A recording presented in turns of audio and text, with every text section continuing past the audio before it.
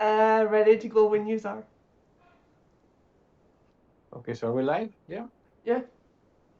perfect. Hello, everyone. Welcome to Fate of the Dice and this fourth session of Dragons of Stormwreck Isle. My name is Tony or Antonio, and I am the DM for this game.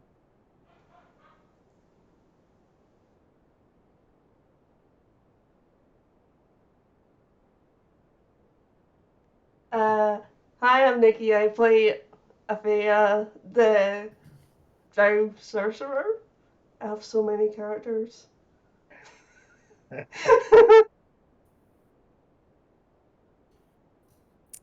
my name is Elliot, and I'm playing Okwo, the Turtle Druid from the Circle of the Stars. Hello, I'm Jason. I am playing Thalion, a variant human rogue. Just had to check there for a second and make sure it was. I've got so many plays, so many characters.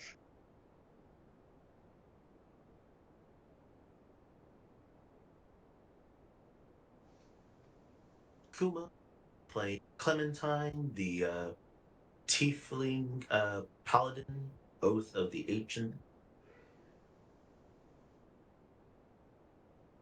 Okay, well, welcome everyone. Um, gonna do a recap. This recap is gonna be a bit longer because unfortunately we couldn't stream last session, but just to make sure that everyone listening can get caught up in what happened, I'm just gonna do a quick recap. So 2 sessions ago, we finished exploring the Seagull Caves, where all the Myconids were being a bit like aloof and hostile with um, Tarak, who was the resident kind of gardener and alchemist in Dragon's Rest. Um, yeah, in that session, came to an agreement with Sinenza, who was the leader of the Myconids, and you found out that there was some sort of like sulfur just running through the cave that was driving the Myconids crazy.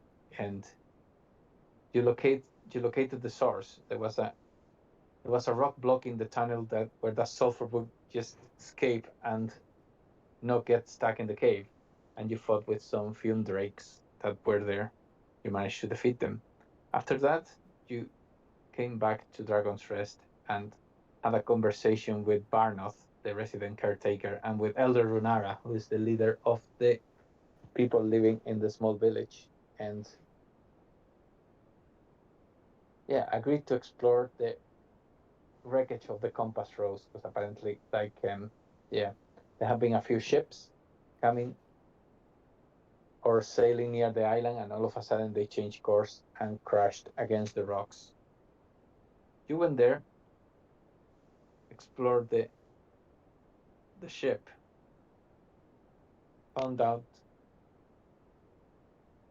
the captain's room, and there you found out a compass. And yeah, the compass was kind of like broken but still working. And while you were exploring as well, yeah, you found out a hole which is over here, and decided to go down to explore. And you found some undead people. There was a few zombies, and there was a ghoul as well, just roaming or lurking in the lower deck. You fought them and defeated them, and eventually found a chest. Was explaining that, um, yeah, there was a small tragedy happening in the shipwreck. You found a book which was kind of like a captain's log in the chest that was like wrapped in an airtight bag.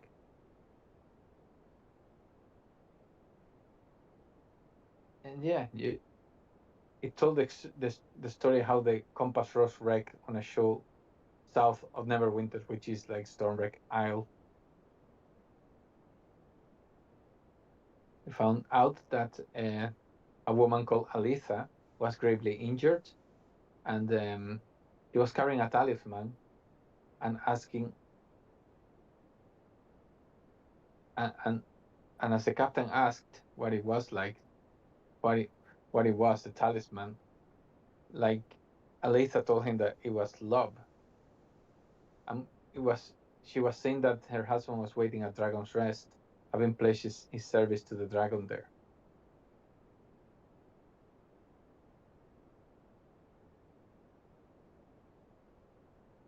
And as it keeps telling the story,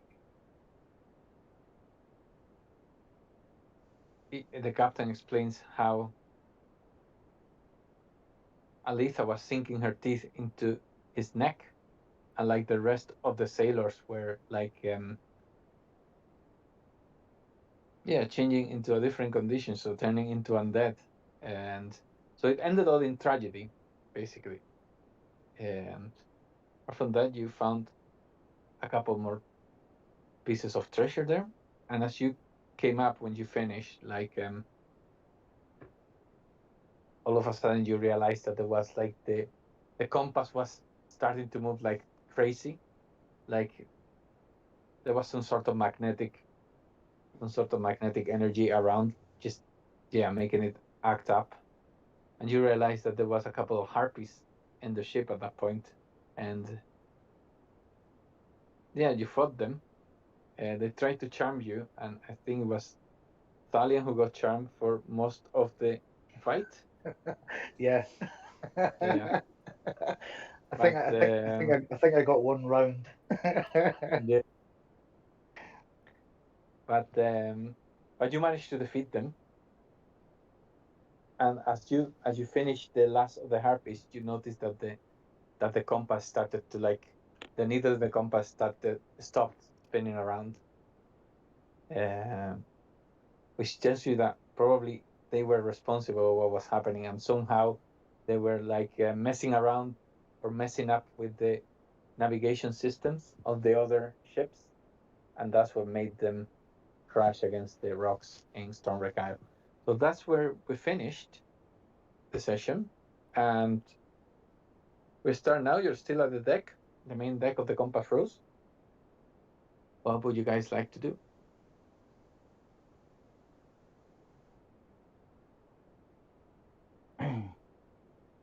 We did finish the search of the deck, didn't we?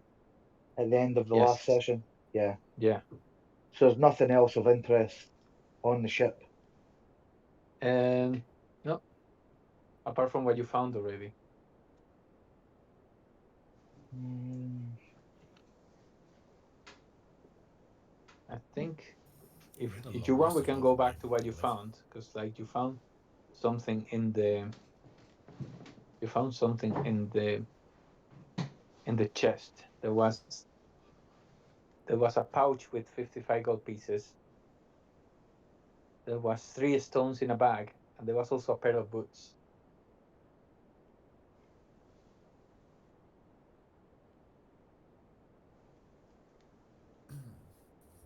I believe was Thalian taking the boots, if I remember correctly. were I they think just they. plain boots? Or were they I nice fancy ones? remember us talking about how fetching he would look in them. Yeah. It's crocodile leather boots.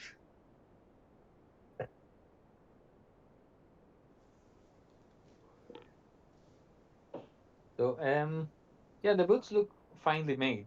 Um,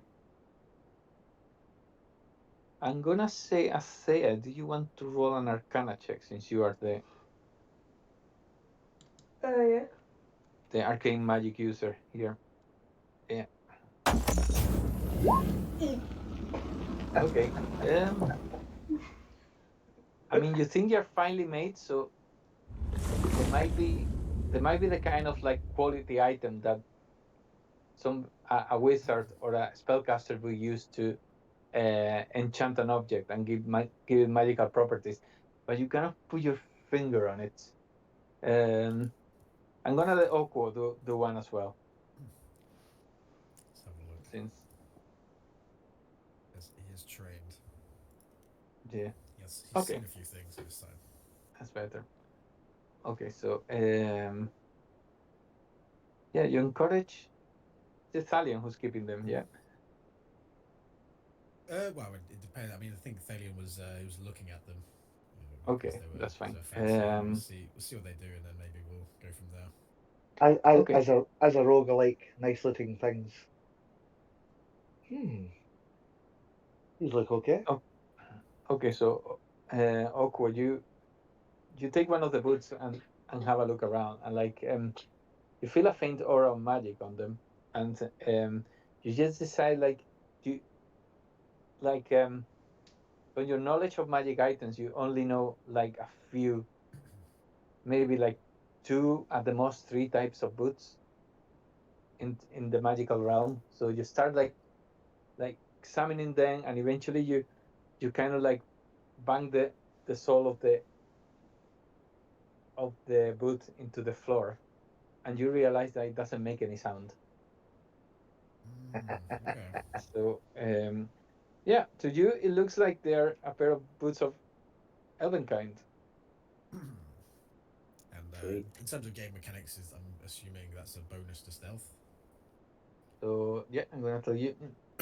So basically, just you don't make any sound regardless of the surface you're moving across, and you also have advantage on dexterity on stealth checks that rely on moving silently. Okay, Sweet. so Okra, he bangs it on the deck of the ship underneath his feet. He looks at it curiously. Does the same with the other one to make sure they match. And he looks at the party and he says, "Well, it seems these deeds will make you walk slowly. Not slowly, quietly. Silently, in fact. We have a choice, it seems. We could give them to the sneaky one. We could give it to the less sneaky one. Either way, I don't want them." And he hands them out for someone to take.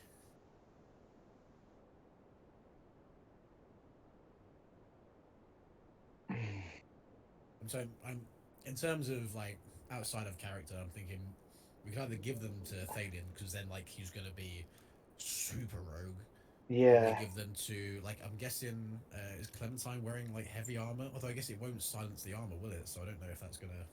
yeah, but it would switch it from being disadvantaged to just a straight roll, I would think. Yeah.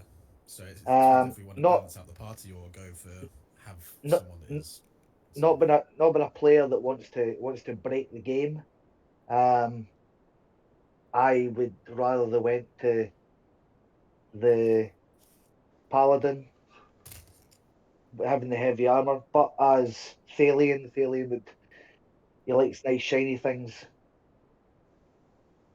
but I'm not a game breaker because it probably would Yep. break the game. It probably would break the game. I'm on a 7 stealth already. And boots of Elvenkind aren't usually like shiny or fancy. They're just like they just kind of Yeah, look like they're made out of leaves.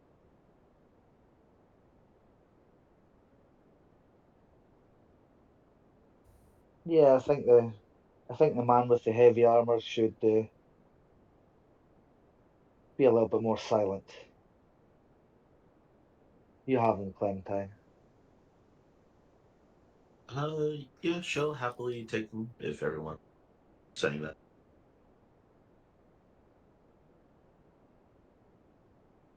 I know how to be very silent. I have done it all my life. Oh, I didn't see you standing there. Where did you come from, Thalion? As he's standing on the back of the turtle's on his back. I told you.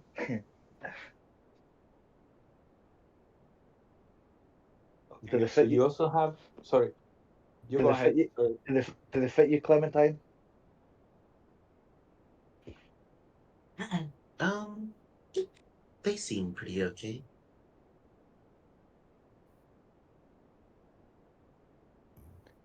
They suit you.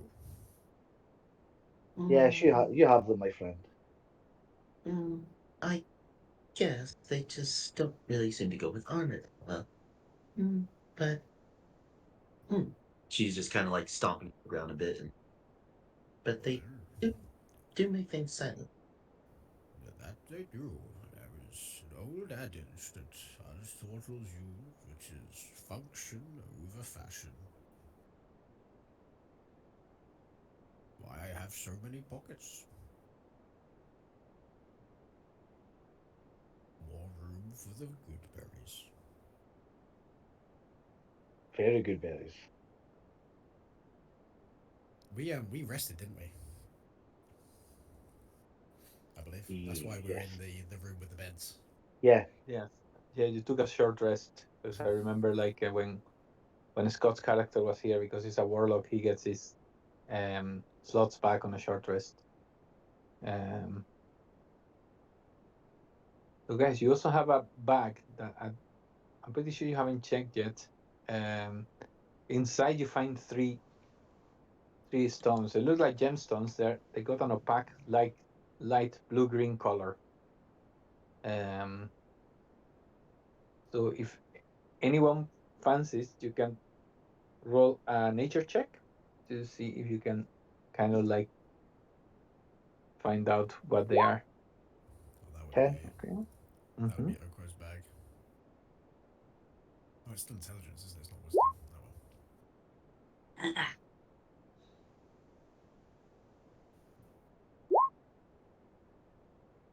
Oh, they look Okay. like stones. Wait, what the? Go. I don't know why that was vintage. That's okay. So yeah, Thea, you can roll nature if you wanna. Well, you don't have to, but Sure, it's not really my thing, but I'll give it a go. As she hits a match 20. As I roll a 4. Really not your thing. okay. So Clementine, you believe they're turquoises, and if they're turquoises as you think, do you believe you might be able to like ask Barnoth to verify this for you when you come back to Dragon's Rest? Each of them is worth 10 gold pieces. She holds them up and looks over to Althea and goes, "Oh, I remember playing in a poker game where someone tried to bet with these. Mm, they should be worth, I think."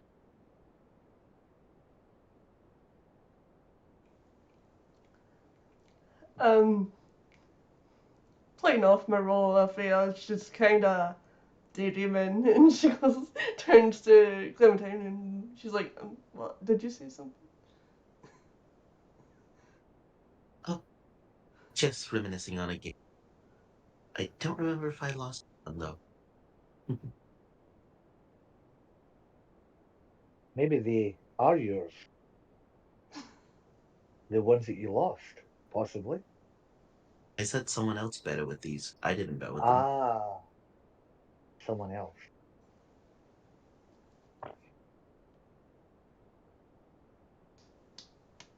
But they should be worth something, I assume, so feel free to bring them along.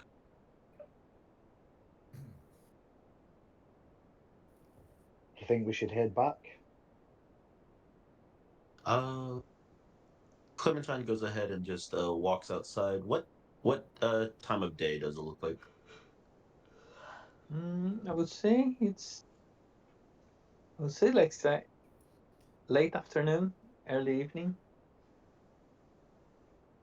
Okay, yeah, she's I'll say actually kind of like just peeking out the door a bit. um, I think that would probably be wise for now. It seemed to be getting dark now. Maybe stay here till the morning? We already rested, You took a short and rest. You, and it's not that far. If you're sure. Yeah, it didn't take us that long to get to this area. it was a couple of hours away. It's also safe to travel by night. The stars will guide us on our path. Sure.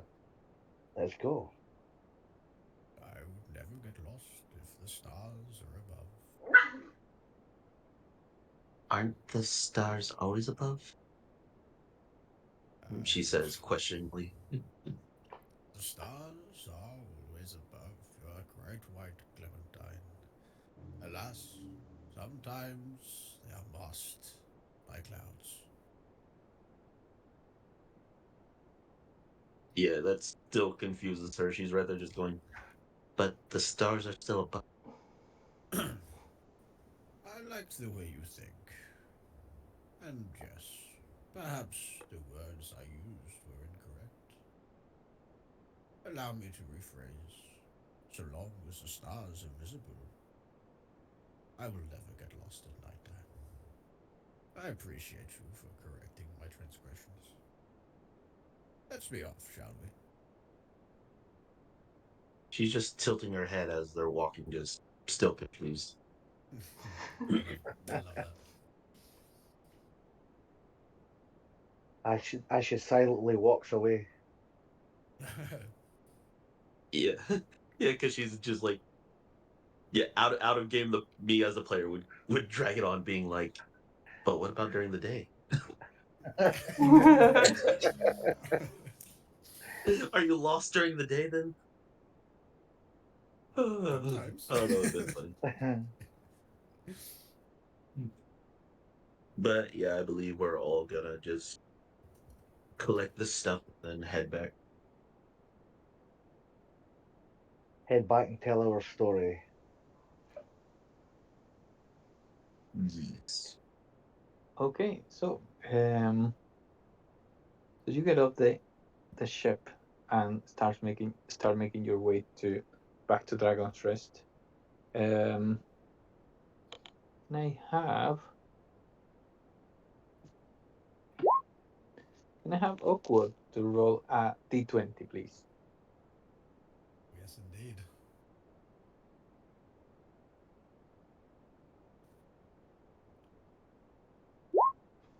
Okay. So okay, so Awkward, you guys make your way to Dragon's Rest. You know your way, so um you just keep going. But Awkward, on your way, like you just to like I would say about half a mile from there, even in the night, you see an area like about like yeah half a mile away to the northeast. Huh? You see that some sort of like glow, like blue glow, just coming from that area. It's just localized in a point. It's almost like the the rim of a circle, and from there like there's some like blue light just coming from it, and you can see some steam as well coming Is from this in there. the direction we're heading? Or is it a slightly No, different direction? a slightly different direction. Yeah. My friends, do you see that over there? Look, Where? the blue glow. Ah, yes. It appears there is smoke rising as well. I know we have somewhere to go, but perhaps there are people in trouble. We wish to aid, or shall we trudge forward on our own mission? Maybe check carefully. Could be a trap.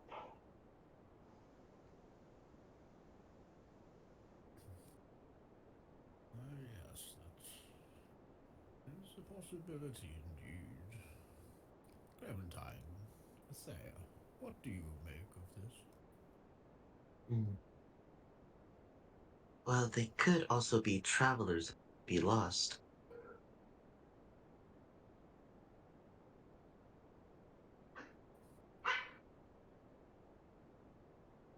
Very possible. I am in no rush. I would be happy to take a short detour, but I'm all ears.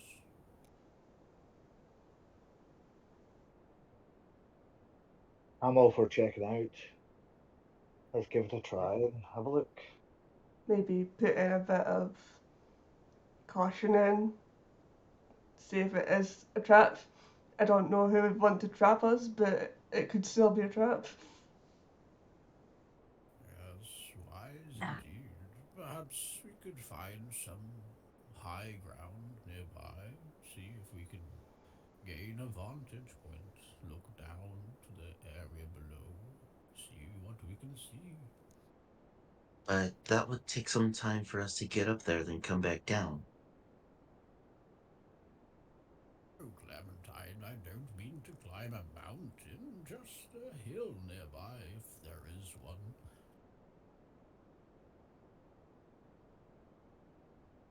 Actually, make a survival check, Oko.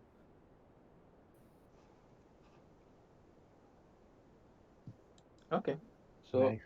so you realize there's a bit of a hill to get there, but it's not hard to climb. It's like it's just a slight slope. Um, you can also tell that blue light, that blue glow, seems to be naturally occurring light. Doesn't seem to be artificial, like Oh, made by a torch or any kind of like another magical means to make light.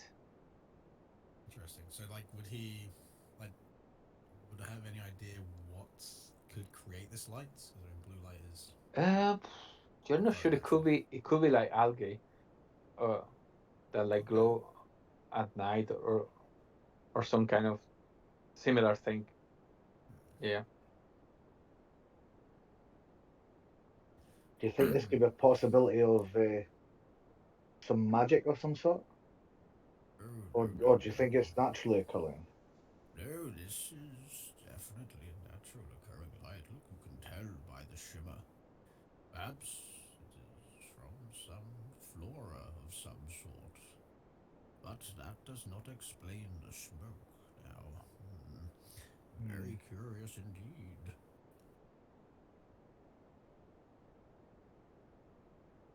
Well, what say you, my friends? I don't mind either H- way. My travels take me far and wide. How far away from it are we?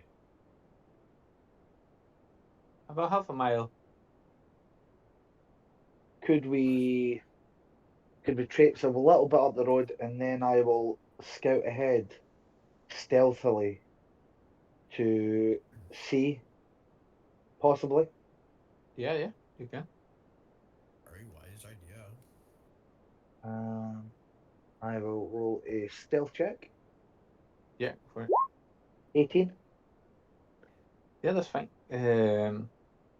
So how far are you going? Are you just going all the way there, or I'm going to keep out of sight, but um, getting a point that I can actually see what's going on. okay? Okay, so you get to kind of the end of the slope, like carefully, just kind of like crouching carefully, just to make sure that yeah, nobody can see you. As you get forward, you feel how the temperature starts rising, like yeah, it's like you start sweating actually, um, and you get to the point that you can see what looks to be like a hot spring. Um, I'm gonna show you because you're on your own. I'm gonna hide the other tokens for the moment, and then I'll put them up again. But this is what you can see from your vantage points. There you go. Oh, nice. So you can see like you can see that most of the steam seems to be coming from this area, and like it's almost like the best way I can compare to use when you have a swimming pool illuminated at night that you can see like the lights just coming from Yeah. under the pool. It's just the same, but like there's a bright glow, blue glow just coming from it, as if like some sort of like a natural, like I say, algae or like plankton was just illuminating that area.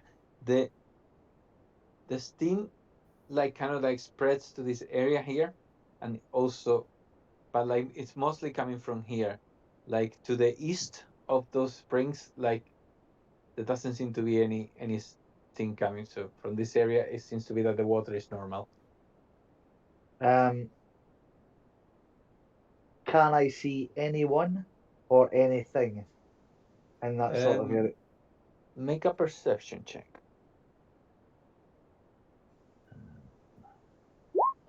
14. Okay, so 2 seconds.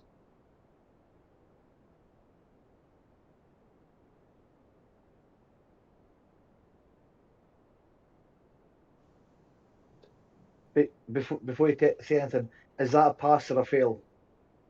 Because I'm a soul knife rogue, Okay, and I've got a dice that can then make it a pass.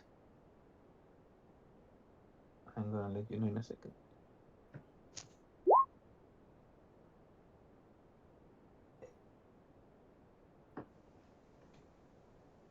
So it's a We can. pass, actually. Okay. Okay. Cool.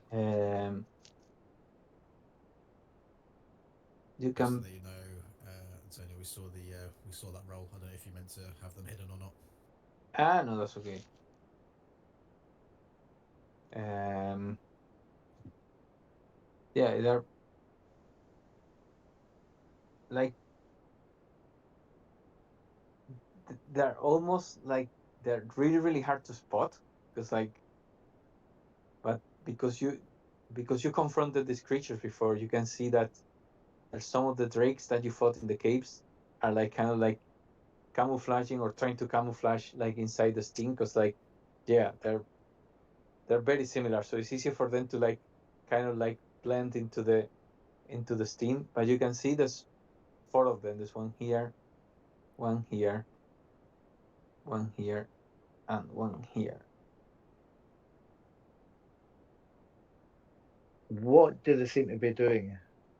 uh for the moment they seem to be just in the water, like Just they chilling. don't. Yeah. Hmm. They're in the jacuzzi. Yeah, exactly.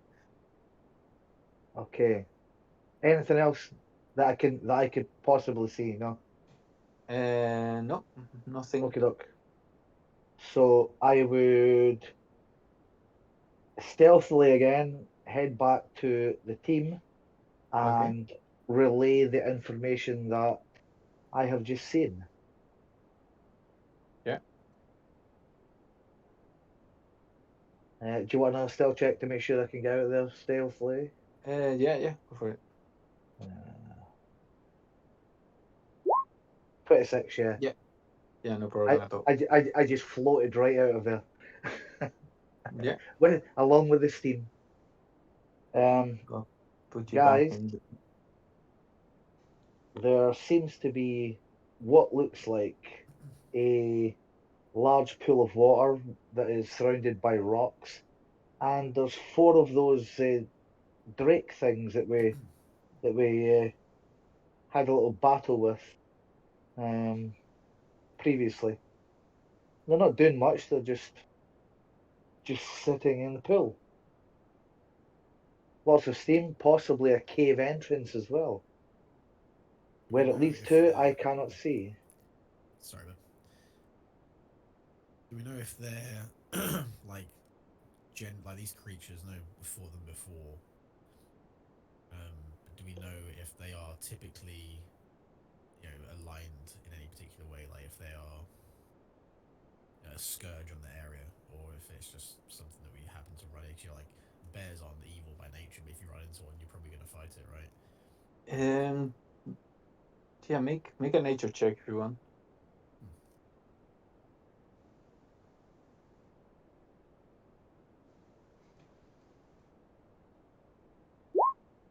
Hmm. Okay. So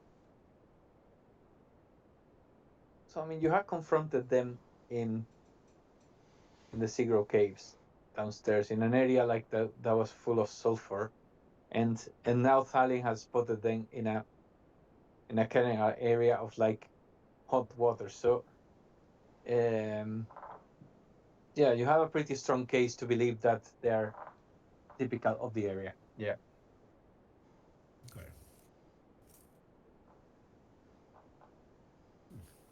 Is that the things that we fought in the cave where we had to unblock the vent? Yes. Yes, Mhm. yes. I know exactly what we are. Yeah, yeah.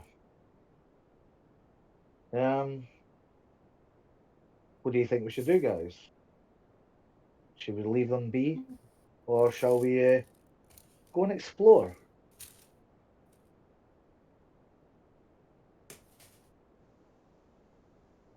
Well, it's getting like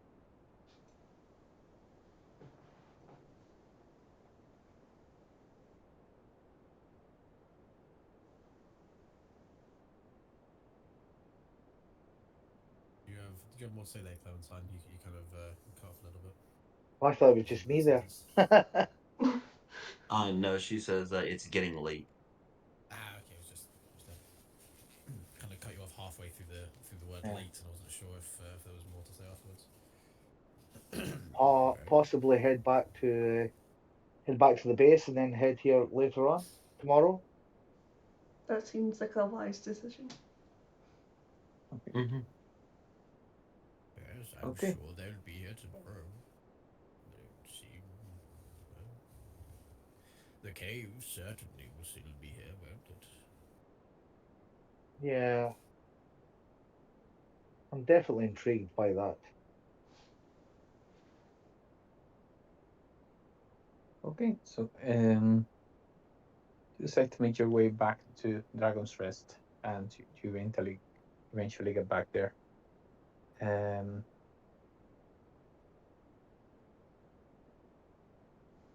you here. There you go.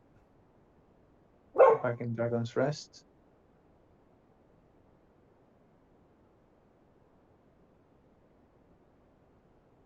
You get there, like you see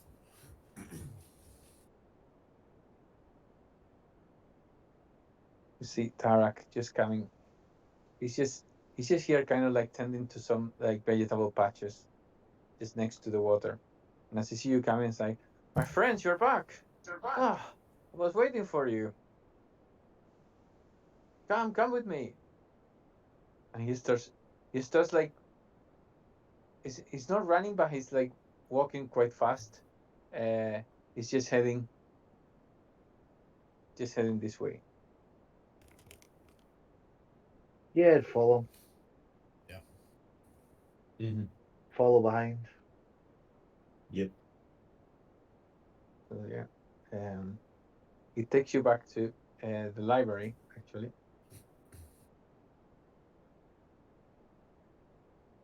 and you see when you get to the library, you see that he starts rummaging behind like a bookshelf, and he puts a few bottles like in his arms, like he needs to carry them between the arms because he carries a few of them, and it's like he pops them on the table and say, "There you go. This is what I was making for you. Uh, I managed to, I managed to yeah, yield a couple of different things from them. So I just wanted to make sure that you get everything." So he just gives you two bottles each. Some of them are like it's got a red color liquid, and the other one is kind of like a purple color liquid on them. And he's like, "These are." He gives you the red potion, each one of you, and he said, "These are potions of healing. I managed to make one for each of you." So he hands you each of you. He hands you one of them. Which level? Just a normal one. Normal healing potion. Yeah. And then he gives you each one of you a bottle of the purple liquid.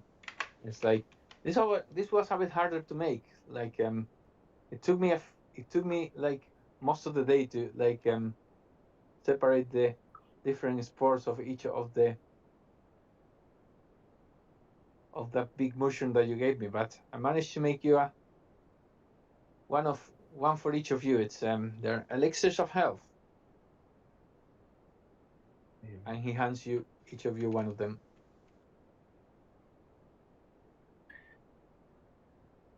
So yeah, the health potions or potions of healing, each of them, like when you drink it, gives you 2d4 plus 2 hit points back.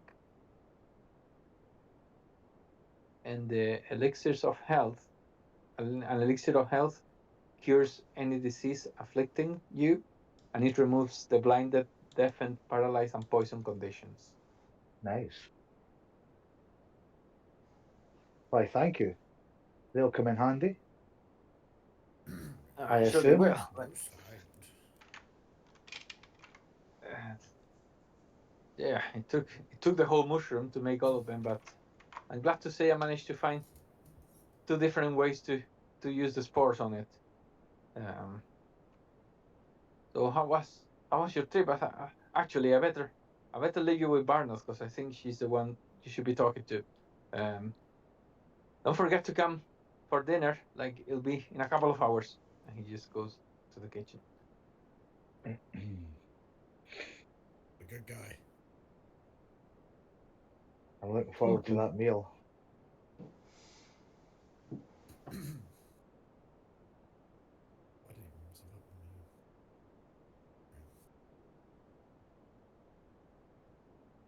up? Okay, So who? so yeah, so Barnoth, that's the caretaker. She Yeah. After you finish talking to Tarak, just he just turns to you and says, "Oh, you're back. Yeah. Mm, did you manage to find out what happened to the shipwreck? If there was any reason for why all these ships were crashing against the island?" That is an interesting story, and one that we could have over a drink.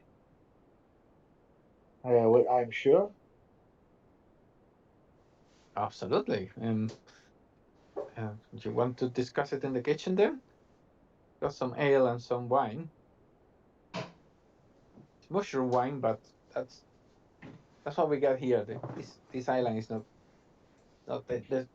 the floor is not the soil is not the adequate one to um, I'm sure the plant taste. wine. I'm sure the taste will be adequate. Yes, and after enough mushroom wine, I am certainly a fun guy. Somebody had to say it. uh, Ah, well, follow me then. And she goes here, just to the kitchen as well. You see, she goes here where like Tarak is working, grabs a couple of bottles. You can see there's like kind of like it looks like red wine, but yeah, when she opens the bottle, you get that distinctive smell that's made of mushrooms, not with like grapes. And she pours one glass for each of you, also saying, "Oh, sorry, is anyone want some ale instead?" she will give this a Ale would try first. Ale would be fine, please. But raises her hand. Okay, so tell me what became of the compass rose?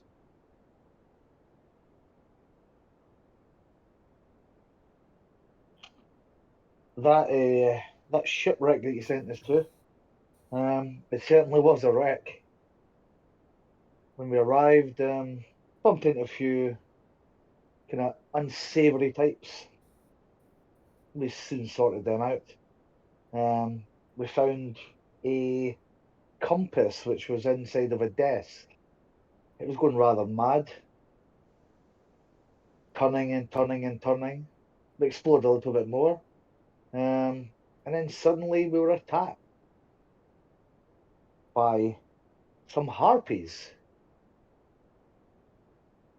Really? Once we, yeah, once we dispatched them, the compass stopped, stood still. Oh, so I wonder if it's something to do with the harpist song, or it was maybe for what you say, it was kind of like maybe some sort of like I don't know natural effect. Almost feels like that.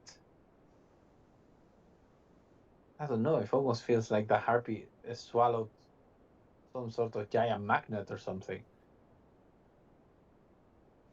Did you try to cut her open? I don't know. That sounds a bit ominous, doesn't it? Yes, no, I don't think that thought crossed our minds, to be honest with you, but perhaps. No, well, no, because the compass stopped spinning, I believe, once the harpy was dead. Hmm. Also, maybe Leads to believe they were. maybe it had a different type of frequency when singing. Uh, I don't know. I'm not very good at this science stuff, but like I've read some books, and You only asked us to solve your problem, and as far as I believe, the problem's solved. indeed, it's just I just find it fascinating that like harpies. I just find fascinating that like yeah, that kind of effect is But interesting. but funny you may say that. Um, when some of us heard our singing voice, we kind of went into a trance, started heading towards the singers, and just couldn't control ourselves. So possibly it could be some frequency that was coming from the harpy's song. Yeah, maybe somehow they learn how to project their voices long distance by increasing the frequency. Like I don't know, like one of those dog whistles, maybe. That's the closest thing I can think about to explain it. Yeah, certainly sounds plausible. But, but anyway, like you said, like yeah, you solved the problem I asked you to solve. Uh, I think Elder Runara has had a reward for you. Um, so maybe you can speak to her after dinner. I'm sure she'll join us, but she'd like to discuss that in private with you about the reward. But also, I think she wanted to talk to you about something else as well. Um, so yeah, I Yes, no, believe we are no having problem. dinner.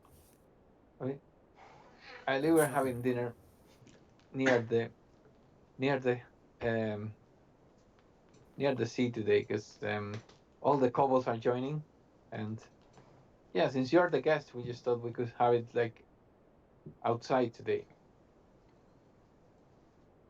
Certainly a decent day. Yeah, why not?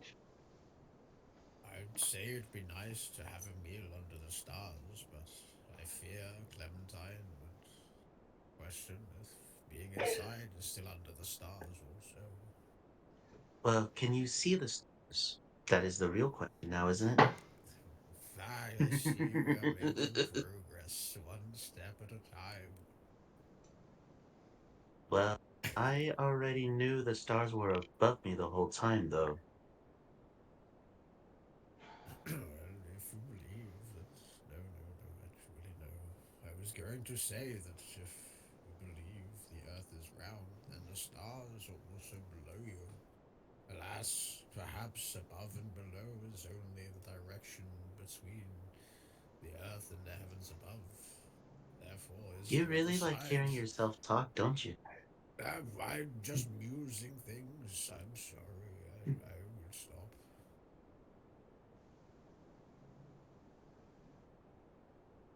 Like he just wanders off. Amazing explanation.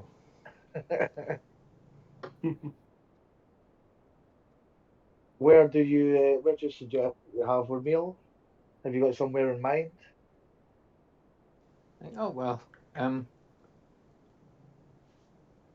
best area is just near the sleeping quarters down here. Points. So you just near the entrance to the village. Um, if you want, you can head down there now. Like I think Tarek will be ready with his dinner soon.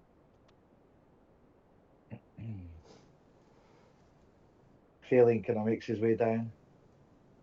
Couple of wee stumbles as he goes. Oh, that was a bit strong. That mushroom wine.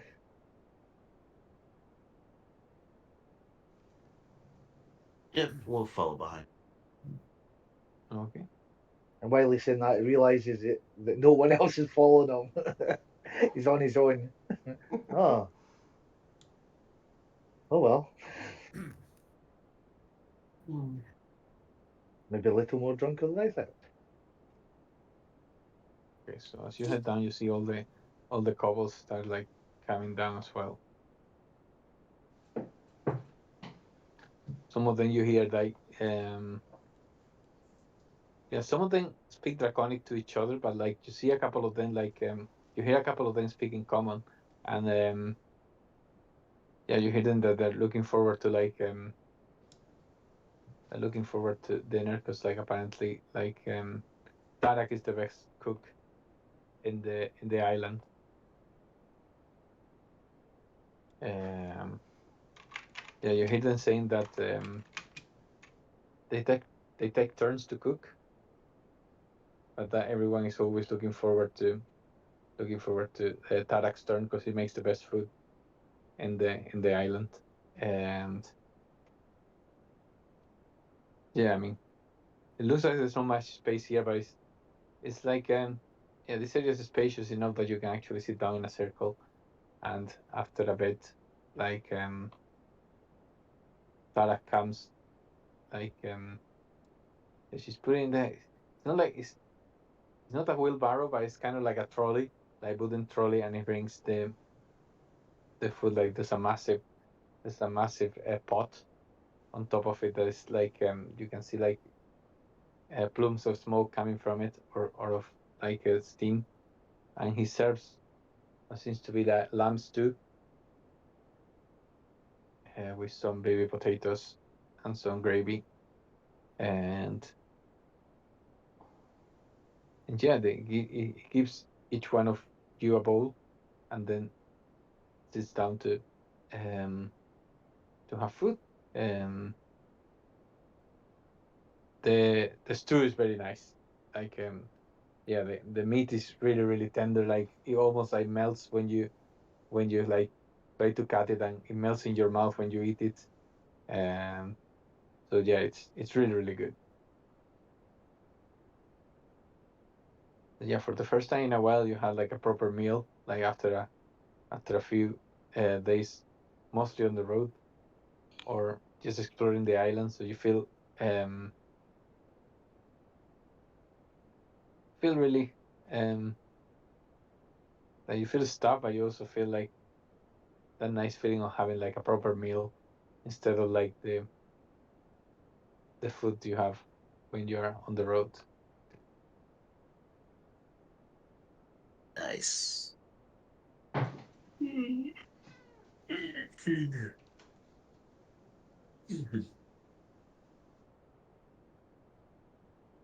Yeah, there's a few like fun and celebrations as like the couples start dancing around a little bit.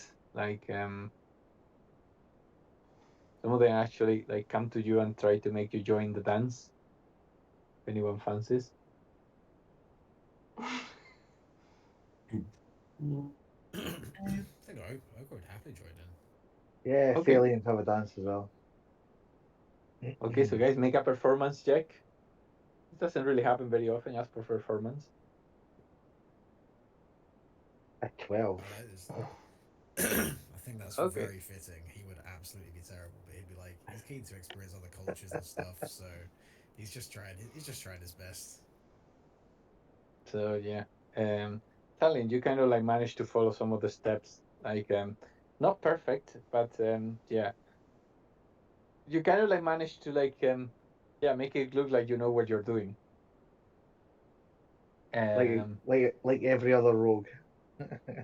yeah, Oko is kind of like yeah, some of the couples is looking at you and like you see them some of them are like kind of like they got like a half mile in the faces and like starts like clapping like trying to make like the rhythm for you to follow, but you're a bit you're a bit kind of like goofy with your dancing moves and stuff, so it's a bit like not in a negative way. Like they seem to find it like funny enough that you're actually kind of like keeping the mood of the night, but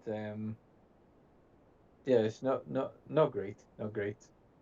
It's difficult to dance with a big shell on your back.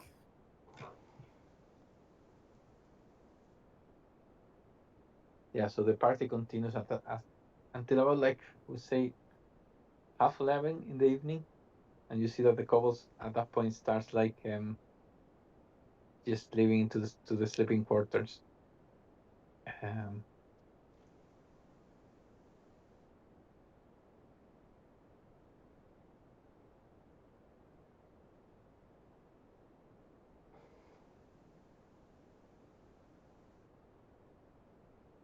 and eventually you're left. You've been left there with Elder Runara, just over here.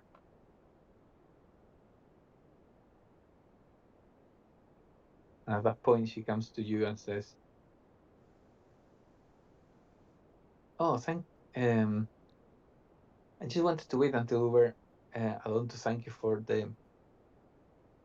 all what you've done for Dragon's Rest.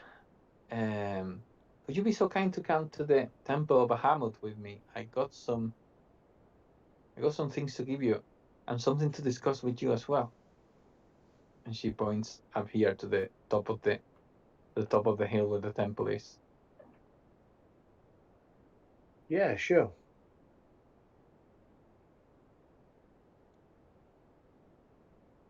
Let's go, guys. I'm on my way.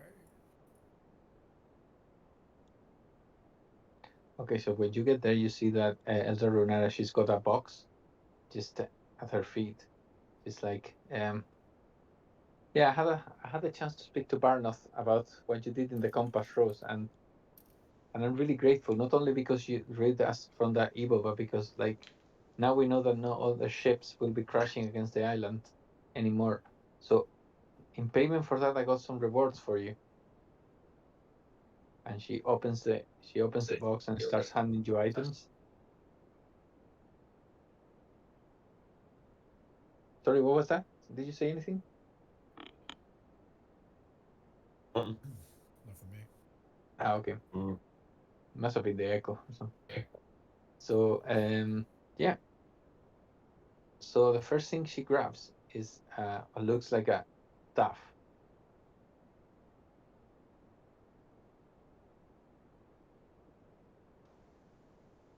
Which you can see, like, she hands it to you, Okwo, and you can see that the staff is decorated with bird carvings. Ooh, very nice. And she says, this staff is fitting for somebody of your profession, Mr. Druid. She gives it to you. This is a staff of bird calls. I'm sure you will find a good use for it. Awesome. What's what are the mechanics behind it, please? So it's a wooden staff decorated with bird carvings. It has 10 charges. While holding it, you can use an action to expend one charge from the staff and cause it to create one of the following sounds out to a range of 60 feet. A finch chirp, a raven's caw, a duck's quack, a chicken's clack, a goose's honk, a loon's call, a turkey's gobble, a seagull's cry, an owl's hoot, or an eagle's shriek. Um, Okay. I mean, That is cool. Yeah, that's awesome. the mechanical use of it is also like, you can use it as a quarterstaff, and it's a magical weapon. So it works for all terms and purposes of, like, bypassing resistance to damage, to non-magical damage. You can use it for that. Lovely. So what I can do is I can copy and paste the description so you can actually see it. I'm just gonna put it in the chat box. So yes, a staff of bird calls. There you go. Perfect. Thank you very much. No problem. To Clementine,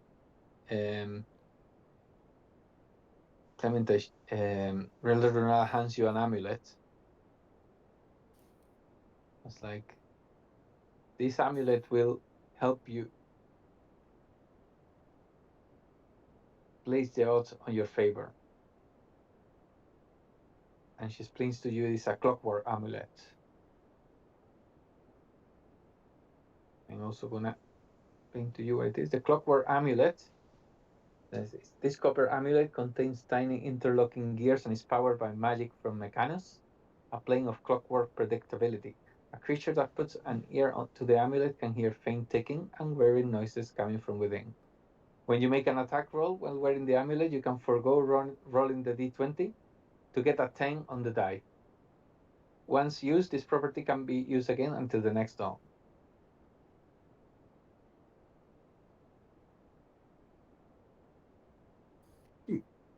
So that's for you, Clementine. I mean, She bows, takes it with both hands. that's the description there. To you, Athea, she hands you a cloak. This cloak will offer you extra protection when you have to face more enemies, not only in the island but in the rest of your adventures. And she just gives it to you. It's a really nice quality uh, cloak, and it's all red. And she tells you it's a cloak of protection. Pretty handy because I do seem to get hit a lot. So yeah, you gain a +1 bonus to AC and saving throws while you wear this cloak.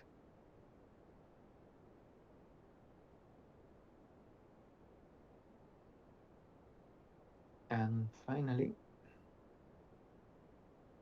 we got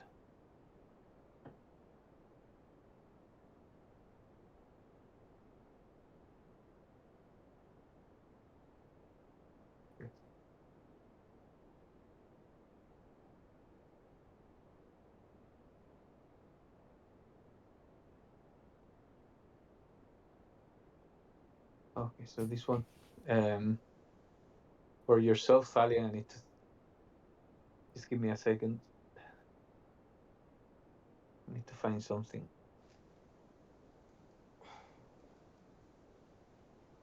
for you.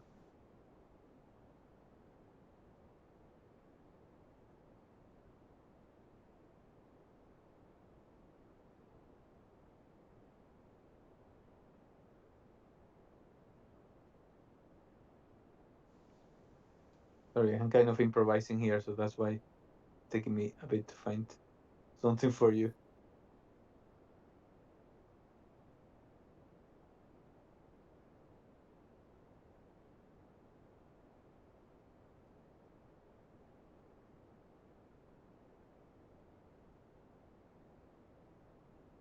Okay, so yeah.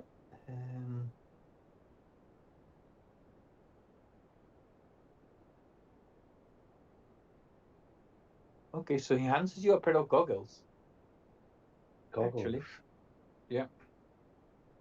It's like, and he just says, "Wear these, and you'll be able to see even in the darkest of darknesses." And yeah, they're a pair of dark vision goggles. Nice. They also work in magical darkness.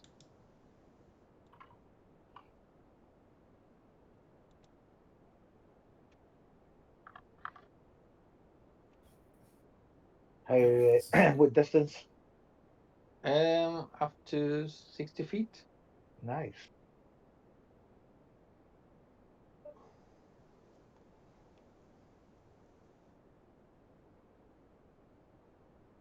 Thank you very much.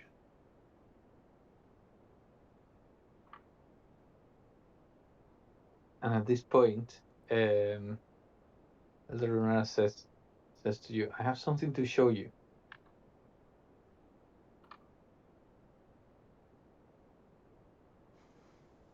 And after as she does that, like there's a flash, like a silent stroke of lightning, and in front of you, instead of a woman, there's an enormous dragon with bronze color scales. "Now you see me as I truly am," she says, tilting her head with an expression that might be a smile on her scale face. "As you have discovered, this island has many old wounds, and I'm afraid the cycle of violence is starting again. I have one more favor to ask you." Sure. What would that be? What would you like us to do? He says, as you probably know, Stormwreck Isle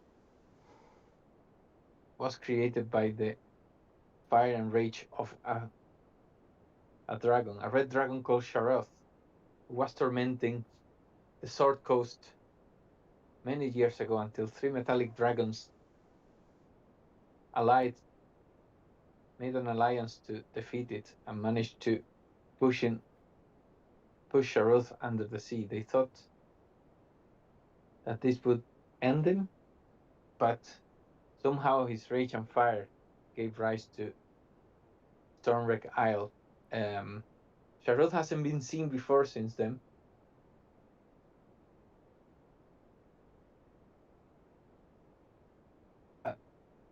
I'm afraid something else is happening in the island.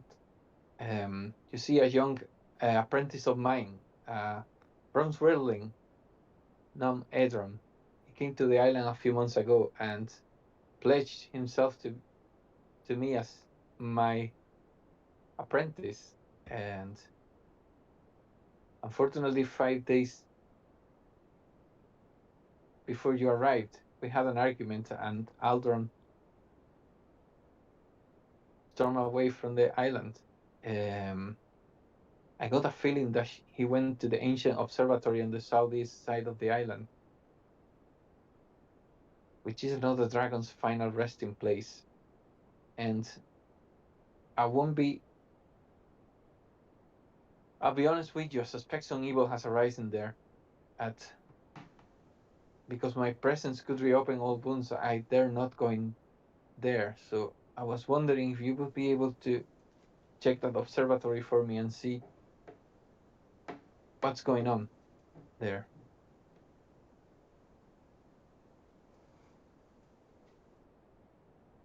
What do you think, guys? I don't see why not, of course.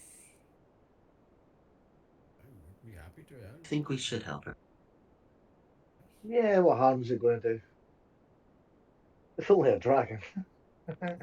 It's only a dragon.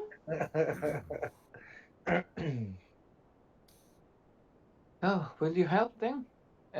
In that case, like, you see that she puts her face inside one of her wings, and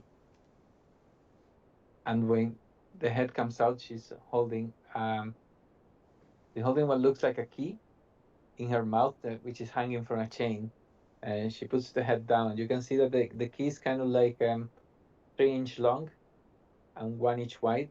1 inch wide. It's like it looks like a hexagonal prism made from moonstone, and you see it's got a dragon's head engraved on the end. Tells you, take this. This key is what you will need to gain access to the observatory.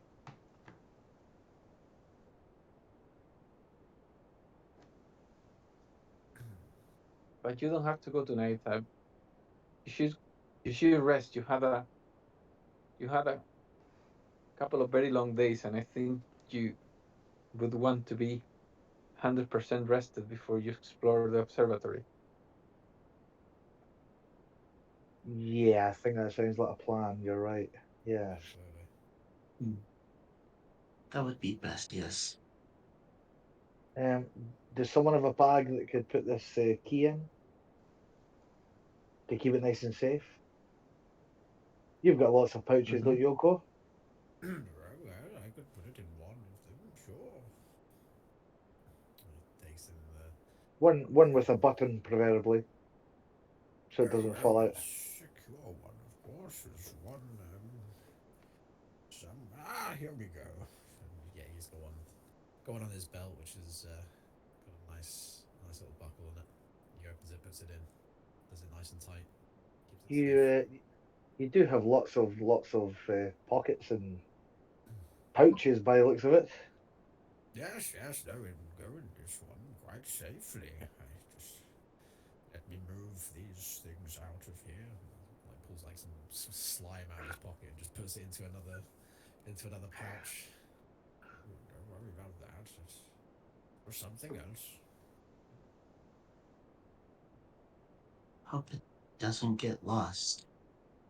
Everything is all the time, right here in this pocket. Oh, I don't remember seeing that for a while. Well, it will be fine. Yes, it's safe in there. Don't worry, Clementine.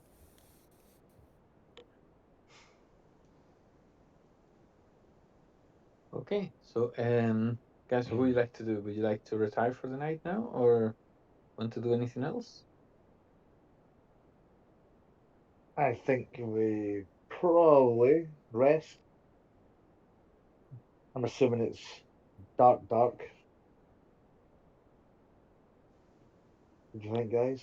Yeah, you can. You know you have a room given to you, sleeping quarters just over here, so you can sleep there. Lovely. Then yeah, we'll retire for the night. Okay. So yeah, and you spend the night, um, yeah, with no problem at all. Like this, nothing disturbs your rest. So yeah, in the morning you're back to full hit points, and any abilities that you've used get recharged or reset if you want. Nice. Nice. There's a very handy long rest button on the character sheet. I'm sure that Yeah. wasn't a thing a few years ago. That's really nice. I used the Roll20 in a while. Okay, so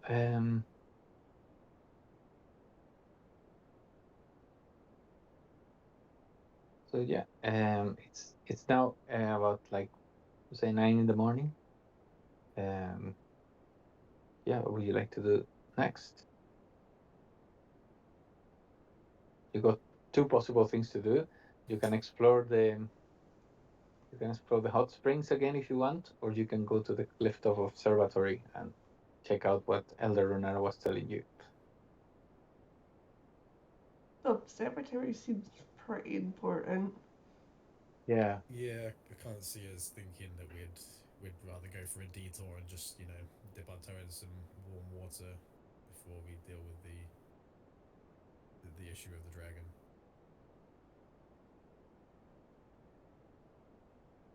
So are we expecting to see the dragon when we turn up there? Is that the case? Or did I misunderstand? So for what you know, yeah, for what Elder Runner told you, like her pupil or student, like Adron, um, yeah, left about, I would say you've been in the island about like 3 days now, so like about 8 days ago, like he had an argument with her and left, and she thinks he took shelter into the observatory, but she believes there's some sort of evil there. So yeah, there might be the chance that you find a dragon um, up there. You just don't know what dragon. Okay. Hmm. We won't know till we go, will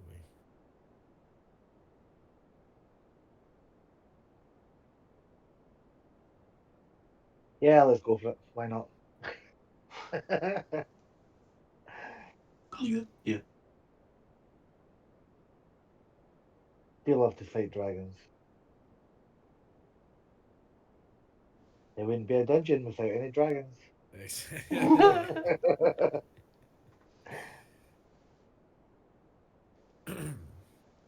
before we set off? I think Okro's ready to skedaddle at a drop of a hat. So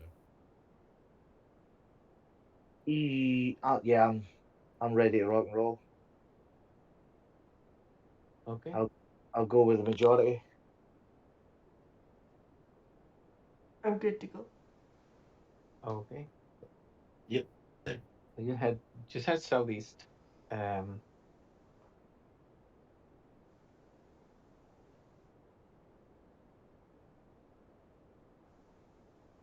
takes you about like an hour and 15 minutes to get there. Nothing. You don't have any encounters on the way. Um,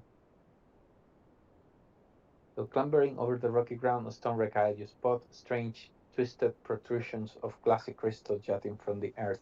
The vegetation in this area bears reddish branching scars that form similar shapes.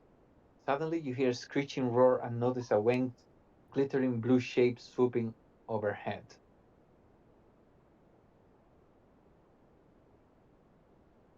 You see this sort of like scaly creature that has got the wings open in all the extensions. He was just gliding at the moment. Um, and it doesn't look like he's seen you because he continues flying towards like um, what seems to be a high tower in the observatory just to the southeast actually. And and it gets as it gets there, you see how the figure comes to rest on a rocky spire off the coast.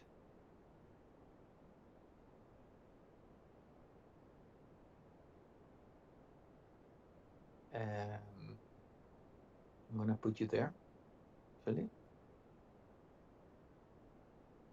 And can I have you guys, or whoever wants to do it, can you roll nature for me, please?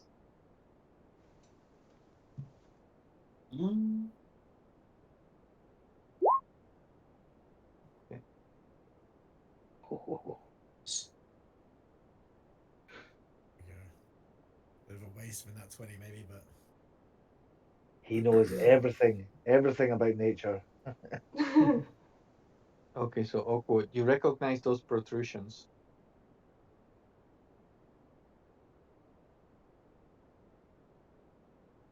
like those crystalline protrusions, as a sign. It's a phenomenon like that is the sign of lightning strikes. okay. Um,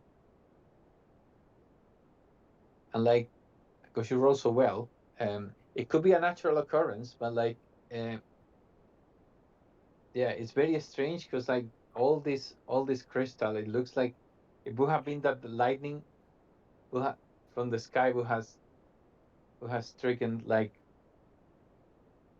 3 4 times in the same area. So for what you know and for Elder Runara told you, like that's more probably the sign of the lightning breath of either a blue or a bronze dragon or both.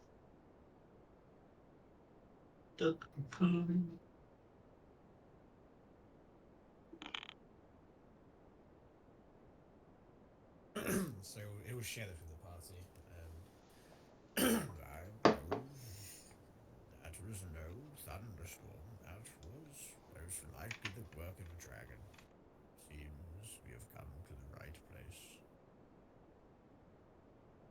Ruh-roh. Okay, so yeah, you're in the Overlook, which is where you're standing right now, and I'm gonna keep describing the section. See, an unbroken and overgrown path winds to the edge of the cliff. The Overlook is marked by two marble statues veined with gold, each carved in the shape of a dragon with its mouth open in a silent roar. And you can see at the base of each statue, you can see a small hexagonal indentation, about 1 inch wide and 2 inches deep.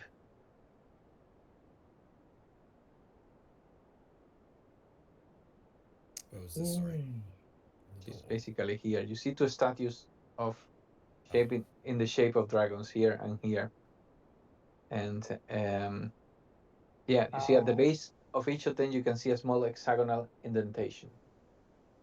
do they uh, I think look like? possibly that could be where the key goes. Do you think? The key we were handed? Do you think it would go into into that hole? Does it look like on a hole, or is it more of like a, where you put like a stone or something?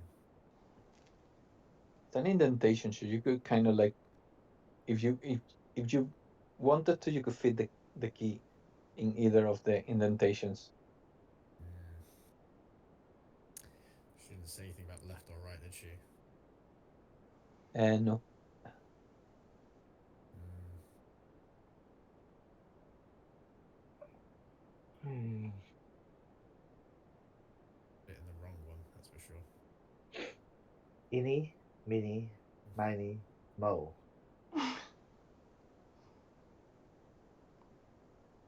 Let's see. Right. Okay, so yeah, you insert the key on the indentation in the statue to the right, and yes, like you insert it and like you feel like you can turn it to the right. As you do that, you see how yeah.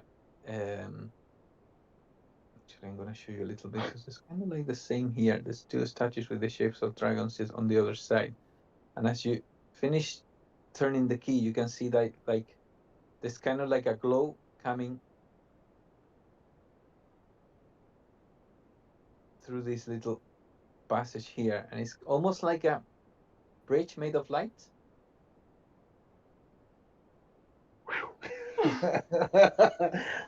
I thought I was about to burst into flames there.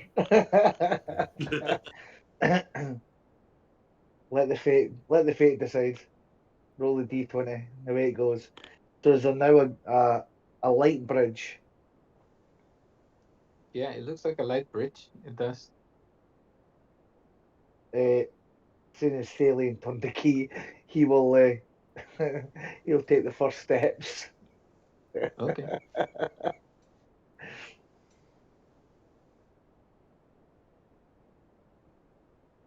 Does he suddenly plunge into the water?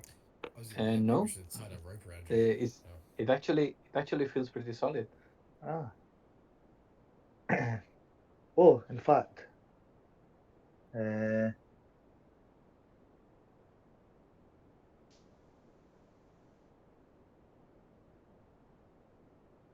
uh,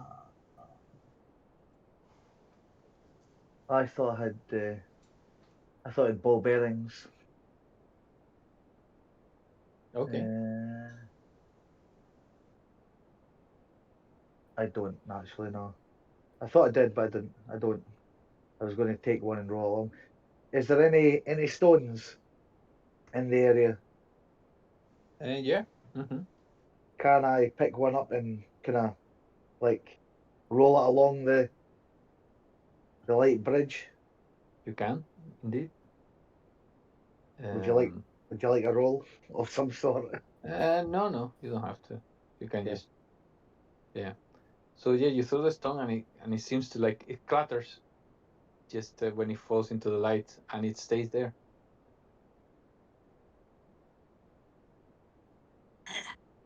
Okay, I'll take the chance and just head straight across. Okay, Take, Clementine will follow behind. that's fine.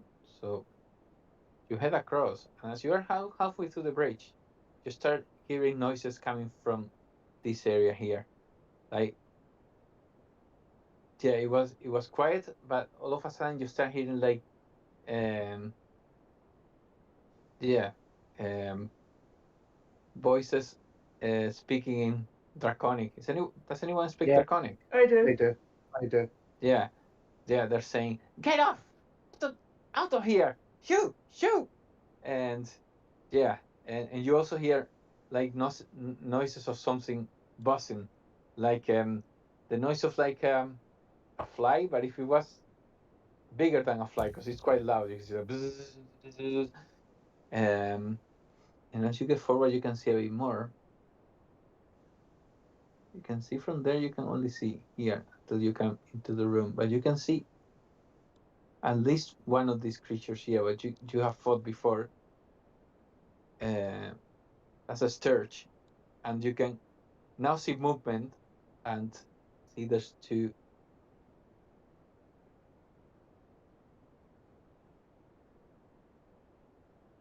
kobolds, which you can see the both are slightly different than the ones you found in Dragon's Rest, because you can see they both have wings, and they seem to be surrounded by sturges and fighting them. So it does look like they're fighting them. Yeah. uh, Thalion suddenly holds out his hand, and appear in it, just like Loki, is Okay. a is a soul dagger. He will throw it. He will throw it at this one here. Okay. That's fine.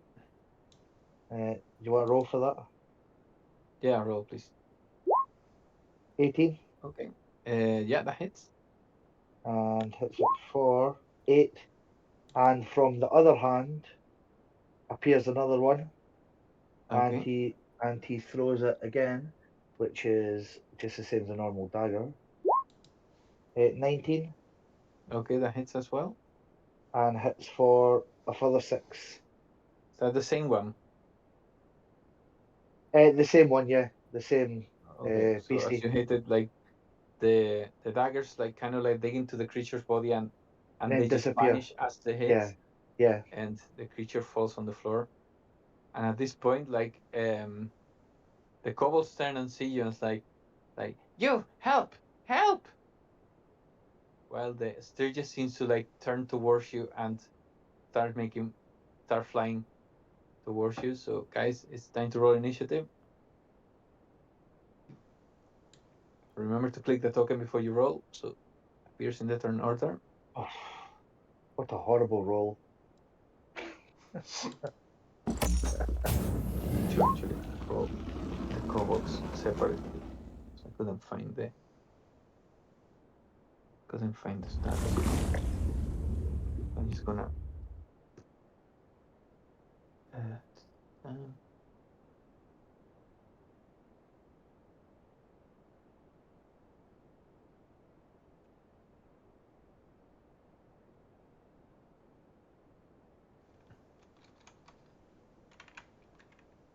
there we go. So it's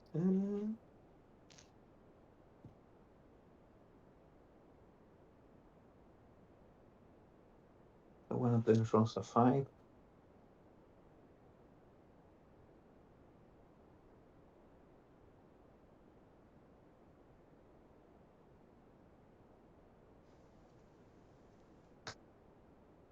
Second one rolls a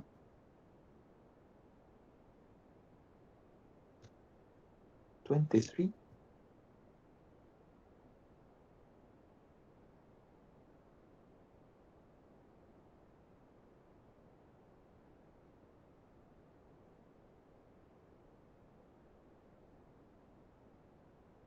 And then I'm gonna roll for the Sturgis.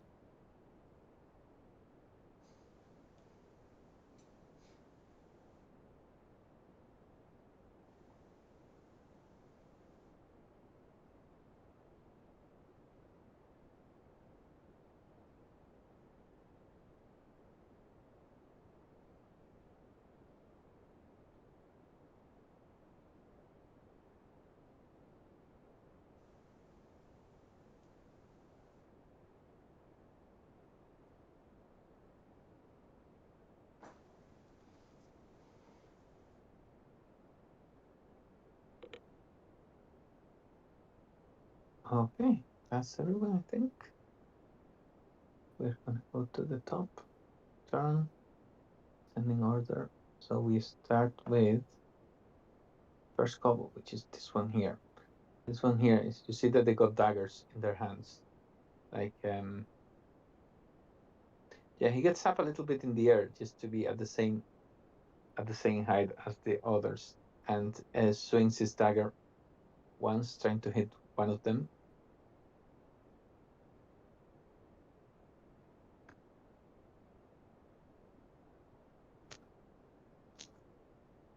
And it narrowly misses. Like you can tell, like he's trying to fly and fight at the same time, and it's a bit like, because he's starting to like just elevate in the air as he swings. Like he's still not ready to do the swing, because like he misses narrowly, but he doesn't manage to hit, unfortunately, and he stays in the middle at the moment because like yeah, he doesn't want to the moment he doesn't want to get away with them because there's too many around. And next one is this sturge here, this one here.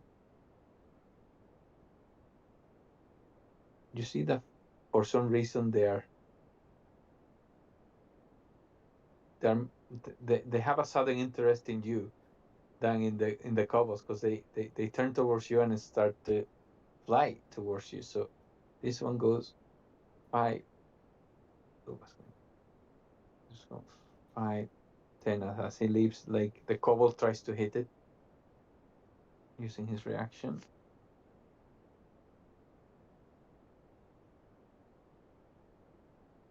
And he's a bit luckier this time. He hits 4.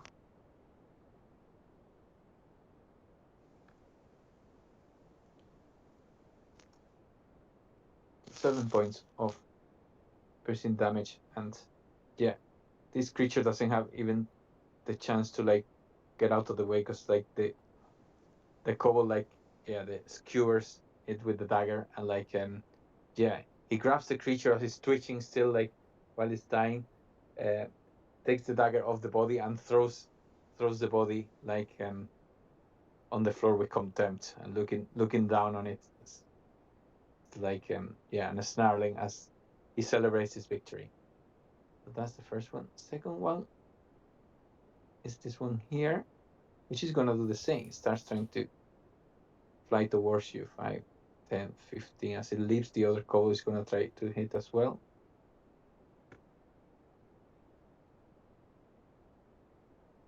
And he manages to hit. And this one goes down as well, even before he can leave. Like this one, the kobold does the same, manages to like put the dagger just through the creature's thorax, and then removes it and throws it on the floor. So next one is Okwo. Okwo is going to make his way in. 1, 2, 3, 4, 5. So he has his nice staff of bird calls. Okay. But Yeah. he doesn't want to use that to hit stuff. All right. Help, Yeah, so that's fine. he's gonna he puts it down as a free action. Because he can't do this if he's got it in his hand, but he is going to use his primal savagery, same as before, Okay. where his fingernails grow long, and he's going to take a swipe at the sturge next to him.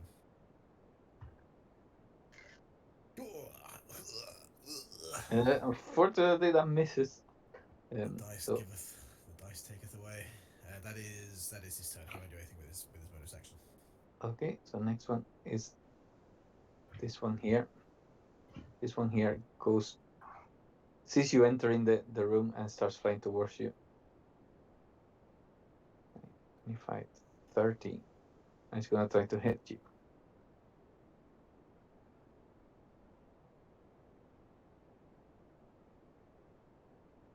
And it's a 6, so yeah, it returns you the favor. Because it misses like miserably. Yeah, he's next to you, but like he doesn't manage to hit you. So next one is Athea. I'll make my way in. Then I'll try to firebolt at that one. Okay.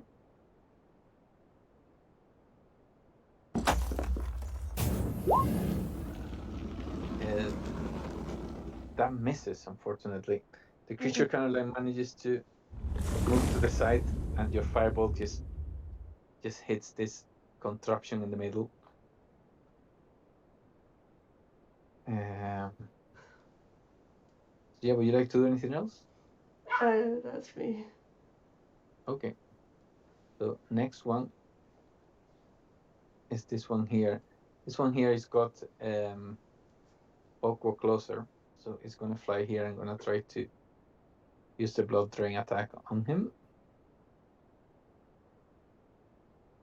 Which is a 14. Misses. Okay. And next one is this one here. This one here sees Athea coming in. So he flies towards her. 20. So tries to attack you.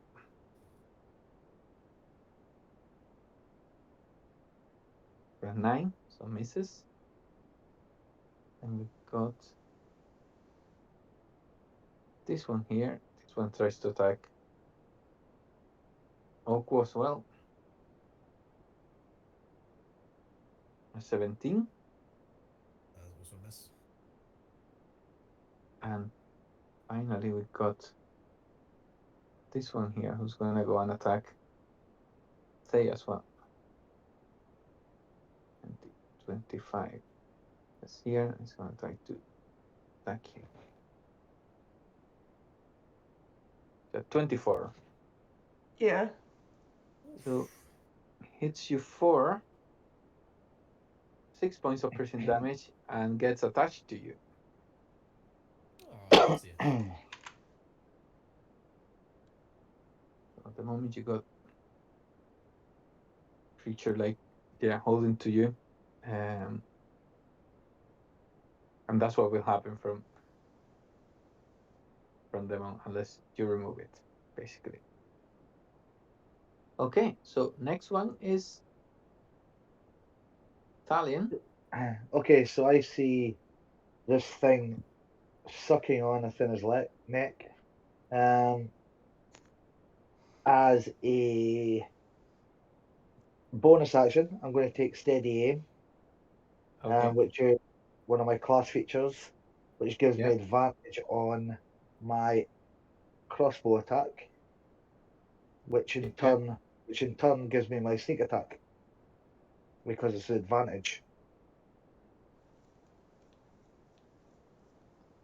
Yeah. And that fails. Yeah, 12. misses, unfortunately. After that big dramatic Yeah. cut out. Yep, that is Sure. me. Yep, I'm done. Okay. So One next and one. done. So I next should one just is this. should have just stuck with the throwing daggers. Yeah, next one is this kobold here. The kobold tries to attack the sturge in front of him.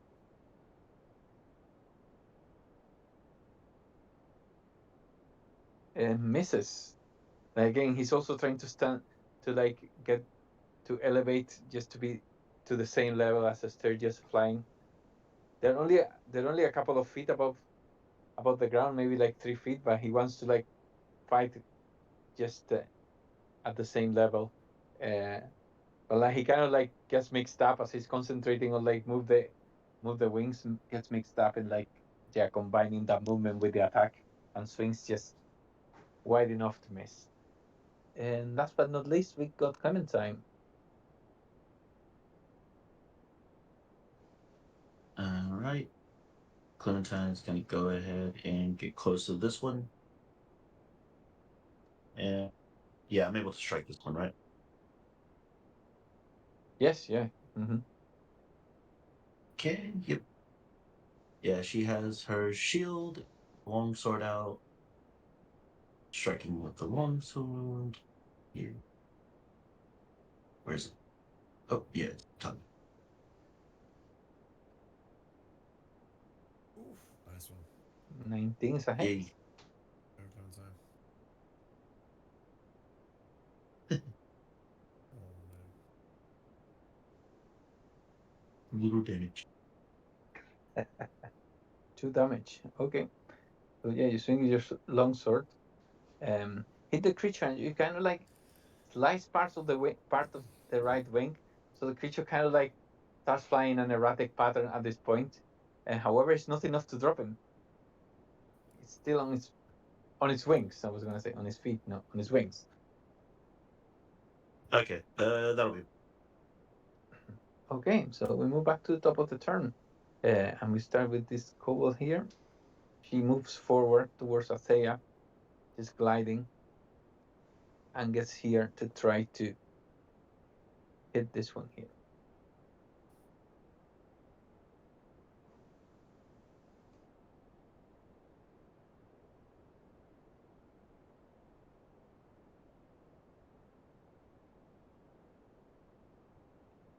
Oh, oh, yeah, misses, fortunately.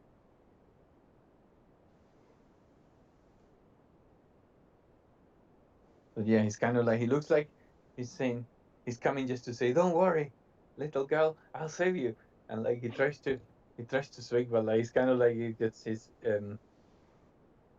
his like moment of glory just spoiled by his own clumsiness.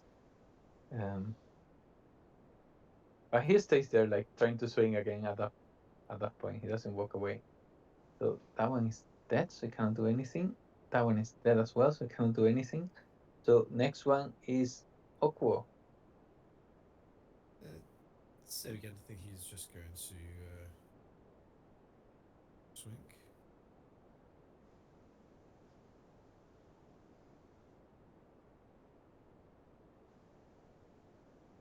At the one that is directly to his east.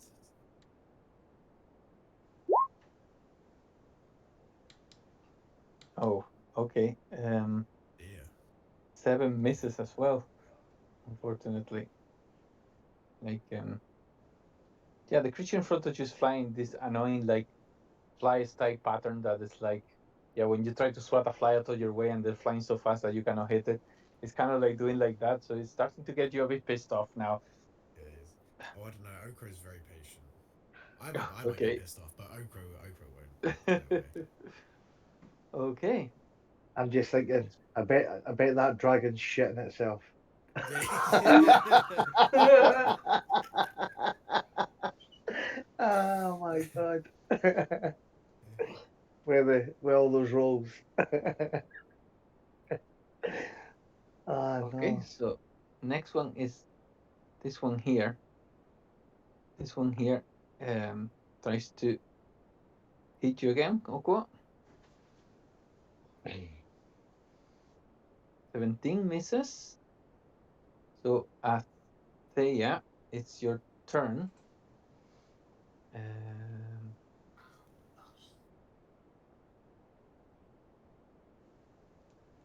What would you like to do? Get this thing off me. Okay, so yeah, you use your action and you manage to detach the sturge of your body.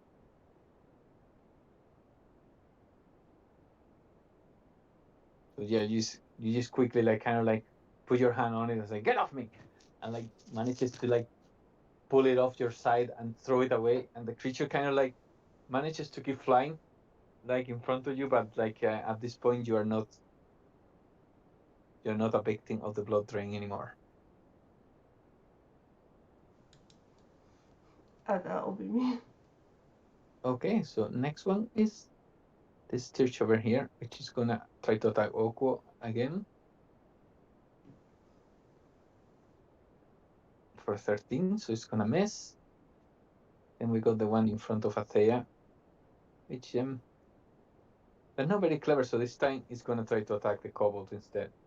It's like try to swing against him, and like Athea hasn't done any attack actions or anything, so it's gonna try to attack the kobold instead.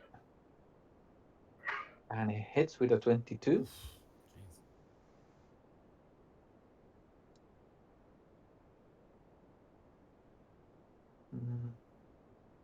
Jeez. Yeah.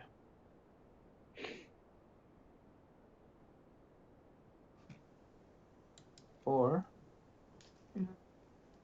4 points of piercing damage, and it gets attached to it.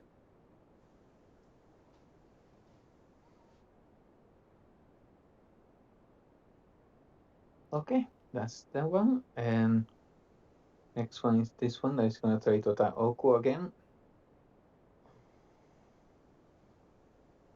for a 20 this time. That'll do it. So he manages to find a space between your shell and manages to like take his like kind of like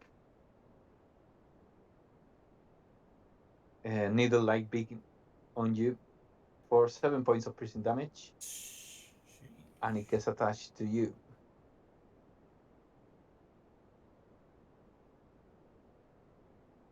That's a fun attached. Okay.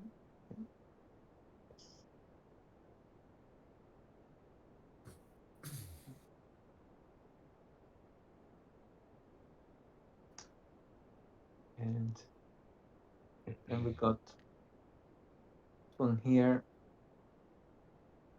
going to attack or try to attack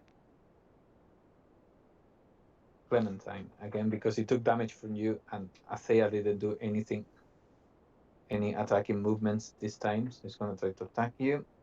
So right now your AC is 18, yeah, with the shields. Yep. Okay, so it's a 12, so it's gonna miss. Okay, so it's Stallion's turn.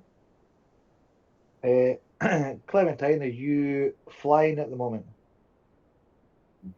No. You're not. I was going to do the old disco slide underneath with my two attacks on the one right in front of you. But if you're not flying, then I'll Sure. just do the old leap across. Yeah, I was gonna say she can't fly. 21. That hits. So which Hits one are you for attacking? the one right in front of Clementine. Clementine. Okay. Yeah. So you hit it. Hits it for four damage. Yeah, you hit it, and the dagger explodes against the creature's head, and as it vanishes, like the creature's head explodes, and it drops on the floor. And with the second one, I'm going to throw it at this one here. Okay. Standard dagger throw. 8 will possibly miss. Yes, it misses, unfortunately. Cool. So I will end up there in its space. Okay, that's fine. And that is my And go. that's fine. And finally, well, no, because Clementine still to have a go. This one tries to attack. No, actually, this one uses an action and removes the surge from you, Oku, What a hero. and that's all it does. Pulls it out as like a slur, but he's like, much As obliged. and he's like, yes, do it for me as well next time. Of course, I will. Of course. And with that, we go to Clementine.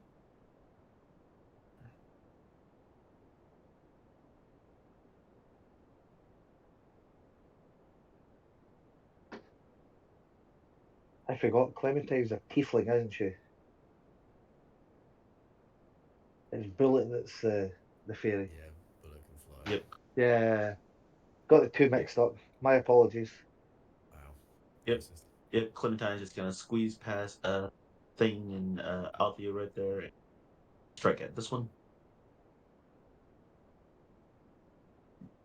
Yeah, that's fine.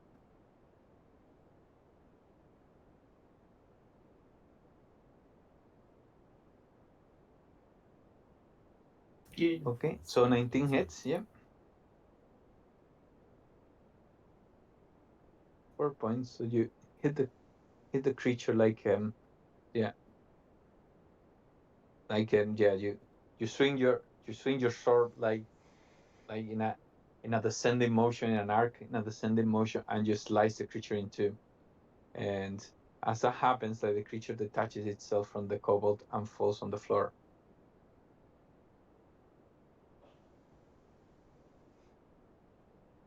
Sweet. Okay, and we're going back to the top. Yeah,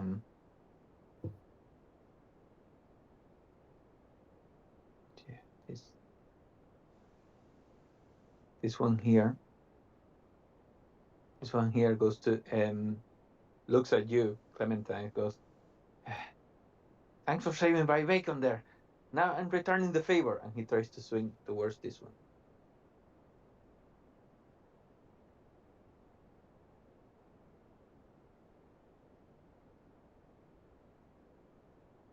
And hits for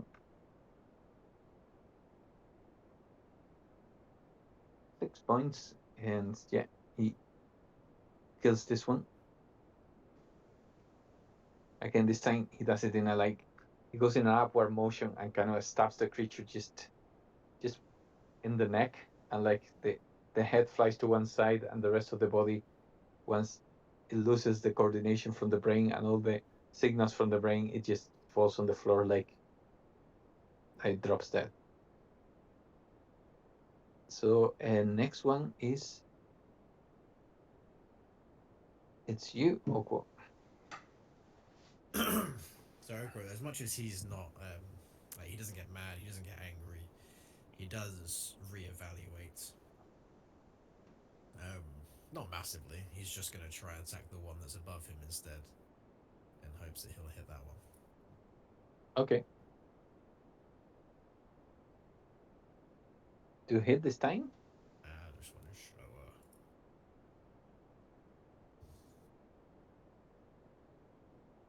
Okay. As you release those claws like from your hands as you finishes casting your cantrip, like the creature that gets engulfed in that mass of like claws and like long nails and gets stabbed. He kind of like goes stiff as it gets like skewered by all those claws and it falls on the floor.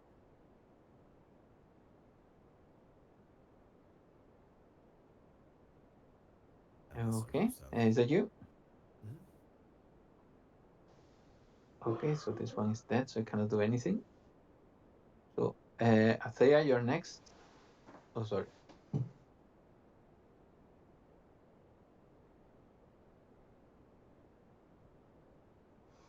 Oh. Just go there, then try a fireball on this one. Okay, go for it.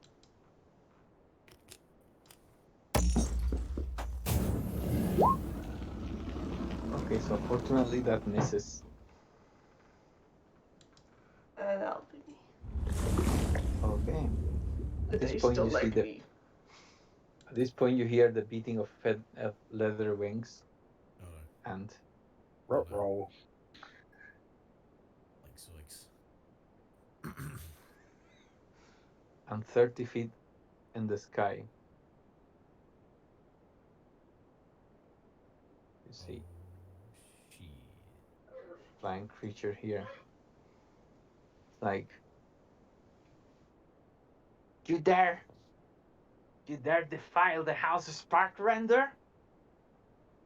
What makes you think you're gonna have more luck than that stupid dragon that came here before? Ooh, a And jester now who you came to also teach attack my Gogos. beloved creatures?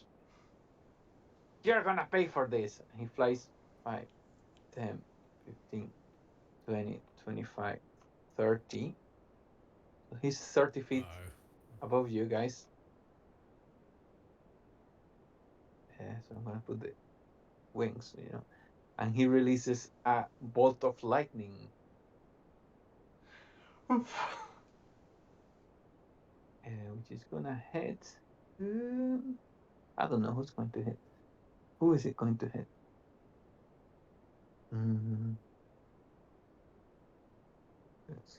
One is gonna be Okwo. 2 is gonna be Clementine. 3 is gonna be Thalion. 4 is gonna be Athea. So I'm gonna roll 1d4, and it's gonna be Thalion. Thalion, you need to make a dexterity saving throw. Oh, that was the best Oh, thing. that's my jam. Yeah.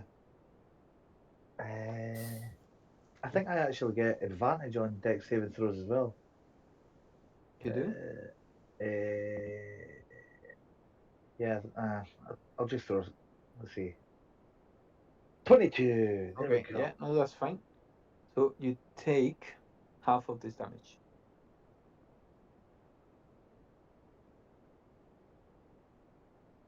So you take 10 points of 10 points. lightning damage. 10 points. And okay.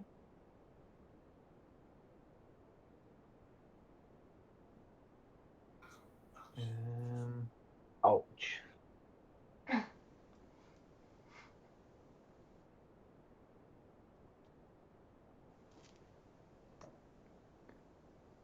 Okay, and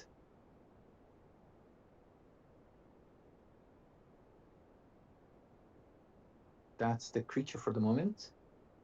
So that one's dead, so I cannot do anything.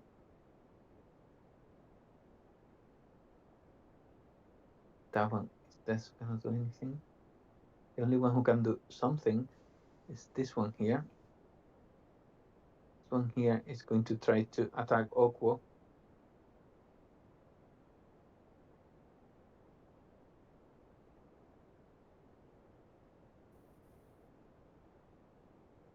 It's a 17, doesn't hit, sorry. Put it in like to GM, but it doesn't hit you. It was a 17.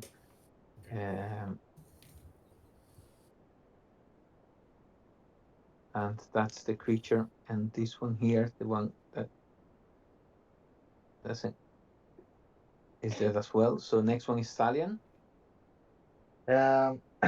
Since he got hit with the lightning, he is going to steady aim, and he's going to shoot his hand crossbow at the thing that just hit him with lightning Okay.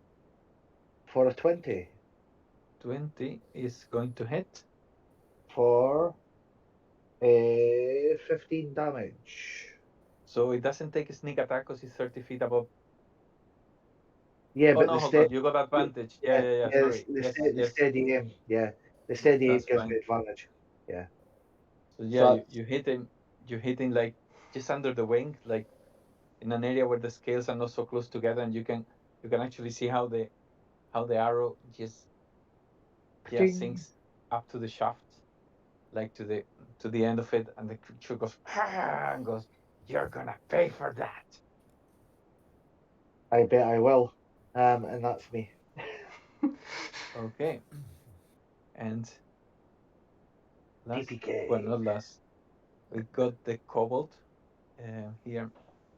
The kobold, you see, Athea and Clementine. Oh no, it's this one actually.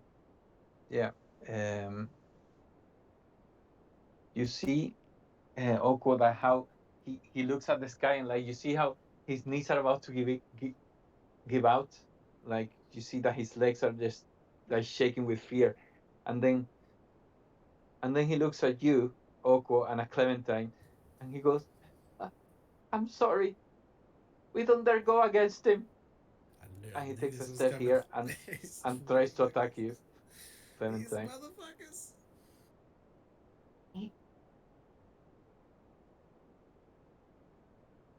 For a 19. 19 So will hit. Yep. Clementine, yeah, so he hits you for 6 points of piercing damage. Wow. And it's your turn to retaliate. Okay, so upon taking that damage, she's not gonna show him. She's not gonna show the kobold any ill will, but instead of like slashing at him with her longsword, she's basically gonna do it like a non Lethally? non-lethally, Okay, that's fine. probably just knocking him out. Okay, so 13 hits. Oh wow. Yay. Okay, yay, damage. Okay, so you hit it with the side, with the flat area of the blade, just trying not to cut him. And like, yeah, the creature seems a bit dazed, like the kobold when you hit him, but like, yeah, it's you don't know, it's just because you swung a bit too soft, or you're just trying to be careful to like not to that the damage is not even when you're trying non-lethally, you're just trying to be careful to make sure that it's not lethal. But yeah, the creature like kind of like feels a bit dazed, but like it's still on its feet and just looking at you. And again, you see that the regret in his face, and like, I'm sorry. And let's see. No, I keep her word. Okay, And yeah, that'll be my turn. so First, go back to the top, and it's the kobold. The kobold looks at you, Athea, and she goes, "Understand? He'll eat us alive if we don't help," and tries to stab you.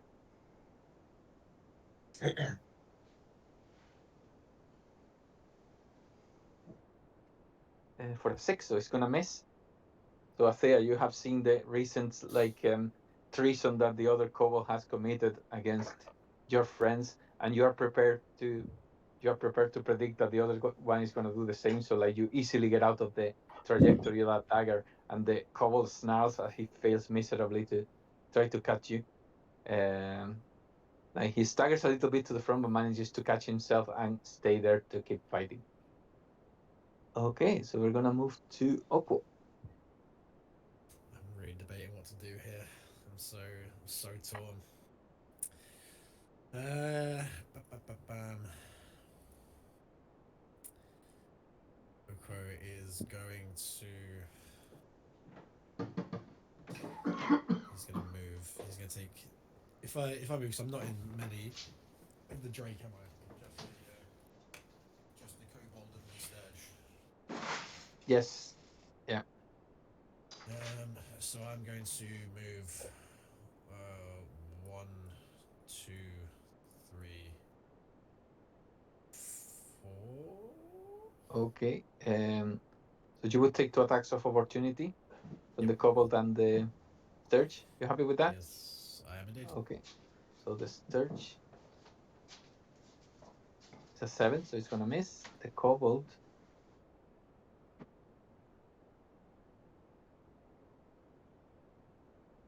is a 14, so it misses as well. So yeah, you're Okay, so he is going to. He's going to cast a guiding bolt against the dragon. okay. 17 hit. 17 just hits. Yeah. Oof. So that will do 15 points of radiant damage. Okay. And then as a bonus action, he will turn himself into the constellation of an archer, and he will say, "In the daylight, I will become the stars and light the way." And as he does so, he gets to take a shot with his archer form. This is an advantage because of the guiding bolt. Okay. Nice. So that Yeah, is 20 hits. for another 8 points of radiant damage. Okay.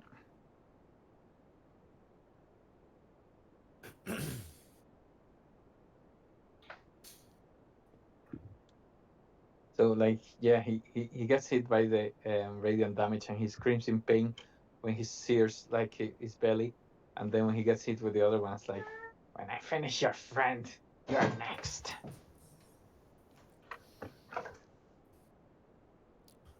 Oko just tuts in his direction. Sorry, very patient. He doesn't listen to these many words. Okay.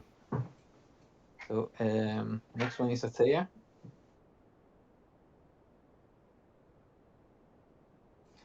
I'm gonna use my bonus action to Misty Step. Okay.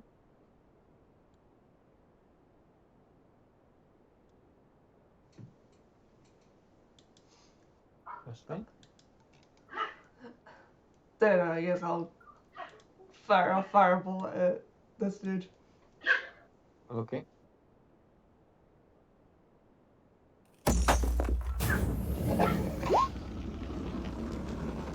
Fortunately misses. Like you just like aim too low, and it just explodes just at his feet, and he just goes.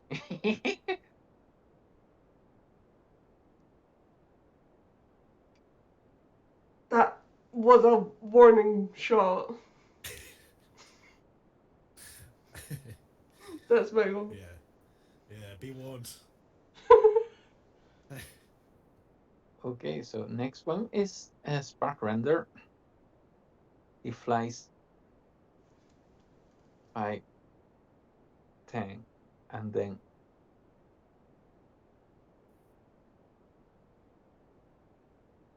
he just goes down 25 feet, so he's still flying, but he's 5 feet above you,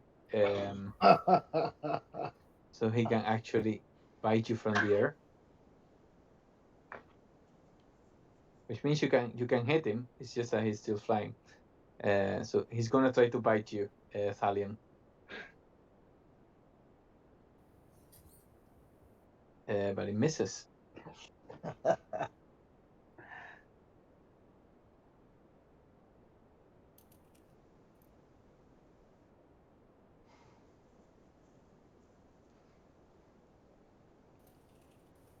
So yeah, that's him.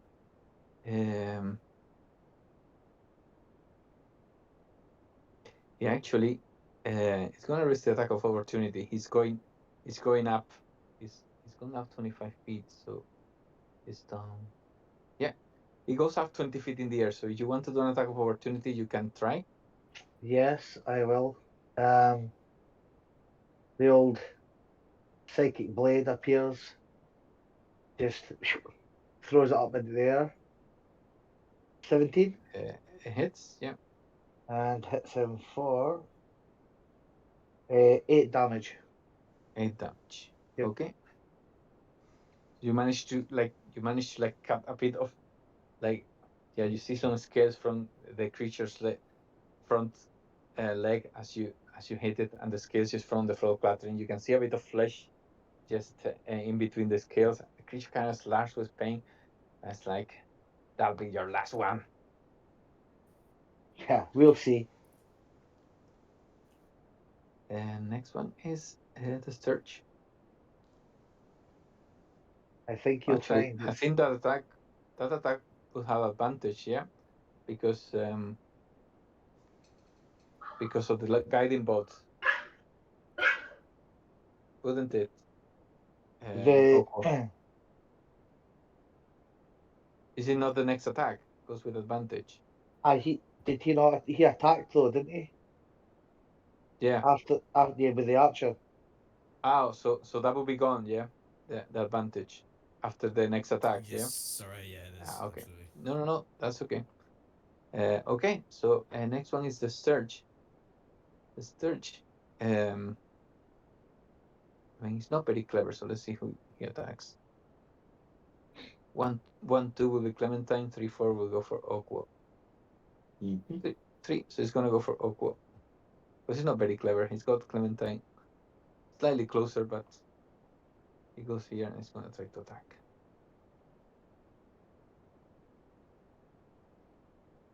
For 21. So he's gonna hit Oakwood for 7 points of piercing damage. Ready. And gets attached to you as well. And next one is Thalion. Yeah. So he's 30 feet above me, or 20 feet above me. 20 feet above you. Okay, right so if I move, he won't get an opportunity attack. You won't get an opportunity attack, no? Yeah. So I'm going to. Yeah, I'll move to there.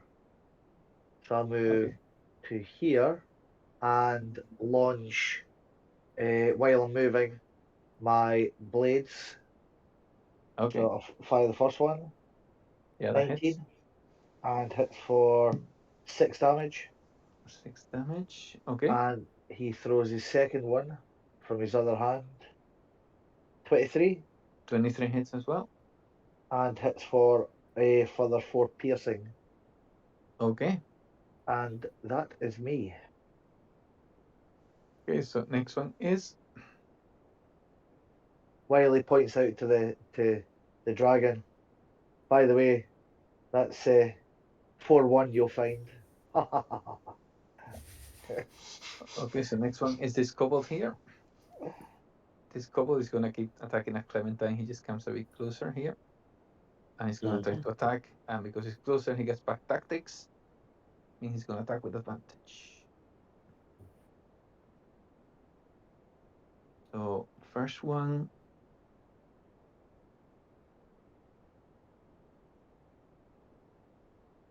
So 16, and No, miss. so it takes just takes the highest because it rolls with advantage. 19. Yep. So you're gonna take 6 points of prison damage, Oof. and it's your turn.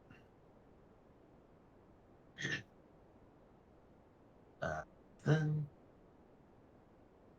Yeah, she's just gonna continue to non-lethally take this one. Okay. Come on. Yay. That hits again.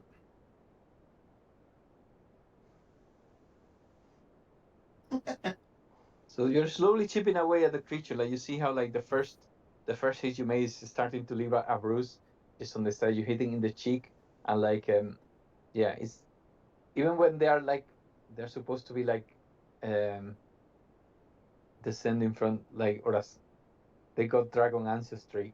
Like you can see that the scales on their body are a bit more brittle than the ones of a dragon. So you can see that some of the scales fell when you hit non-lethally, and you see kind of a bruise starting to form. You do the same on the other cheek, and like the creature kind of like holds its head in pain, but like snarls again. It's like you'll have to do better than that.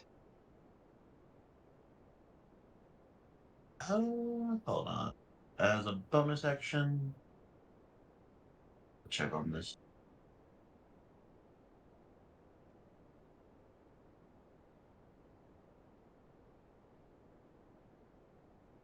Sorry, what are you gonna do with your bonus action? I think I missed that. I'm.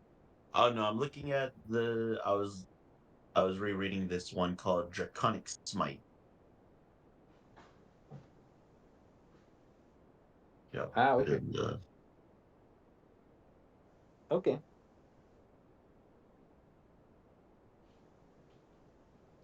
yeah, you can do that if you want. Okay, so that's extra 1d6. Roll that. Ooh. So he'll take a bit of cold damage from that strike, and So is that's a add to your attack the one you did just now, or yeah, that's for the attack on the kobold, yeah, and then but I get don't to you some like don't you have to cast it before? I don't know. It just says the next time you hit a creature. Yeah, because I think you have to cast it before, and then because it's concentration, you can keep it until you hit, and then it triggers the damage. I'm pretty sure that's how smites work, like in terms of spells. Okay, yeah, because this one was the custom one in the thing.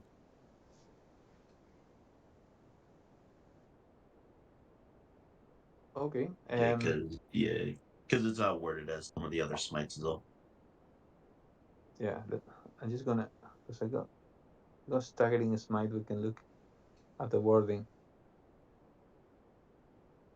Yeah, I believe you have to cast it before, and then when you attack, if you do an attack, then it triggers the damage. Yeah, next time. Yeah. So you No, hit no, no, yeah, before, like no, yeah. yeah. No, I know. I just know that there are other smites that say like after the attack and everything. Yeah, like your regular the smite that you've got as part of being a paladin, you do No, when yeah. you hit, but the spell No, is yeah, like it's a no, yeah, yeah, no, yeah. I know that one. It's just that this one is just the custom one that was added into this game. Okay. Well, okay, but yeah, I'll have it set for the next round But yeah, then. you can keep the concentration. Next time you can trigger the damage. Yeah. Okay. So we go back to the top. Got this kobold here. It's gonna attack next, and again it's gonna attack you, Clementine, with advantage because of the pack tactics. So we got a 19.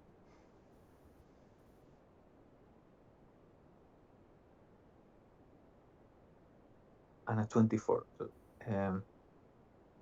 yeah, so it hits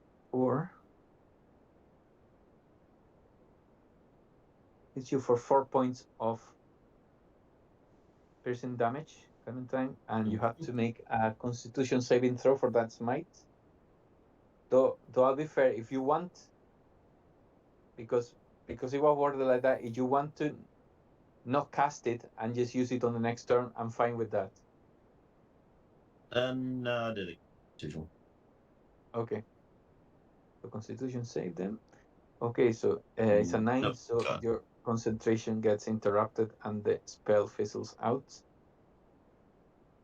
And that's the creature. Next one, we move to Aqua. You're getting your blood sucked by the creature, so Yeah. you can either do something else or you can try to use your action to remove it. No, very annoyingly, I'm gonna have to deal with this thing. Can I attack it while it's on me? If I primal savagery, can I try and You swipe at can, it? yeah, you can. There's not even Disadvantage there's or no anything. even mechanics that would give you disadvantage on that you can attack. Yeah, Okay, perfect. Well, here's hoping then. Baby, big numbers. that hits. Hmm. Crit. Let's go. Okay, so Little stop bit it. of overkill, I think. You But let the fury of like your cantrip get your mind all red for a second as you swing up and manage to put all the nades just through the creature's body.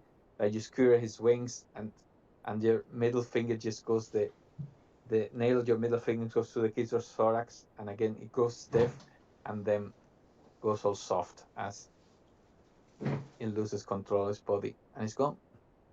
given that was a crit, I think maybe a moment of frustration did get the better of him, and like afterwards he's like, "Oh, Dad." And then there's a bonus action. I will archer form and Okay. try to attack the dragon. Okay. 13 misses, unfortunately. And that is. Hang on, I'm going to stand you as well. Stand.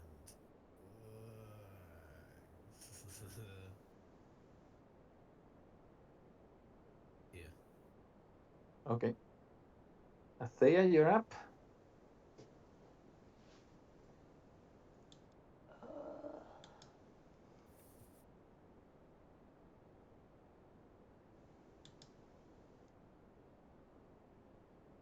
Gonna try chill touch on this guy. Okay. So is it an attack roll or do I have to do a saving It's an throw? attack roll. Okay, go for it. Yeah, that hits. Points of necrotic damage. I think he cannot heal any damage for this turn, yeah?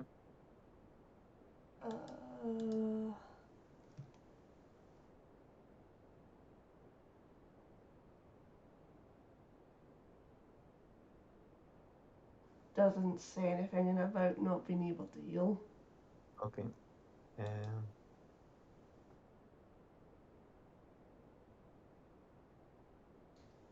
Yeah, on the hit, a target takes 1d8 necrotic damage and it can't regain hit points until the start of your next turn.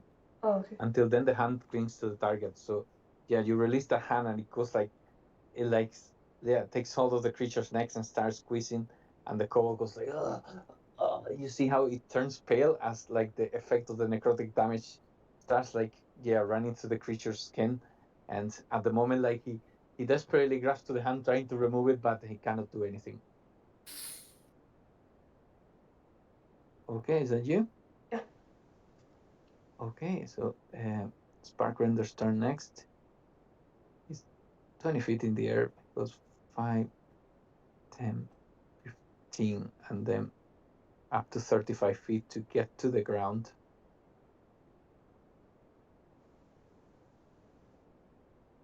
And he goes,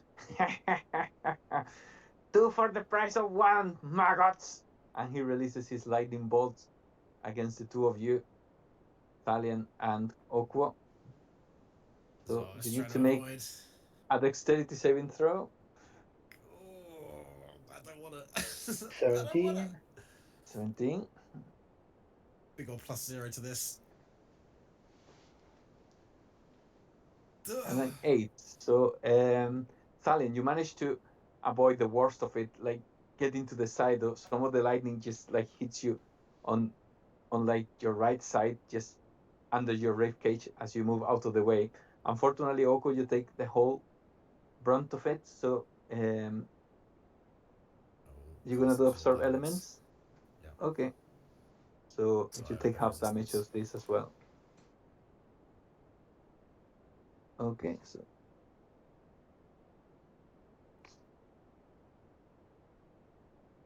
so you take 12 points of lightning damage. The two of you. Oko's down. Okay, so you are unconscious, yeah? So 12 points. Jeez. And the creature goes up 30 feet in the air again.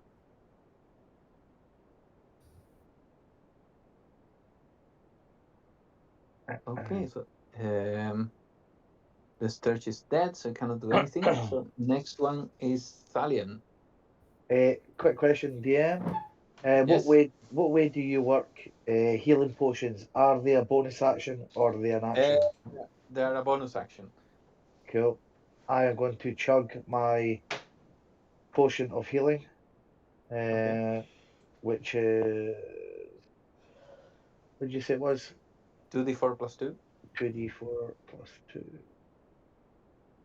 2d4 plus 2. And it gives me back 9, 9, yeah. which does help. And as a action,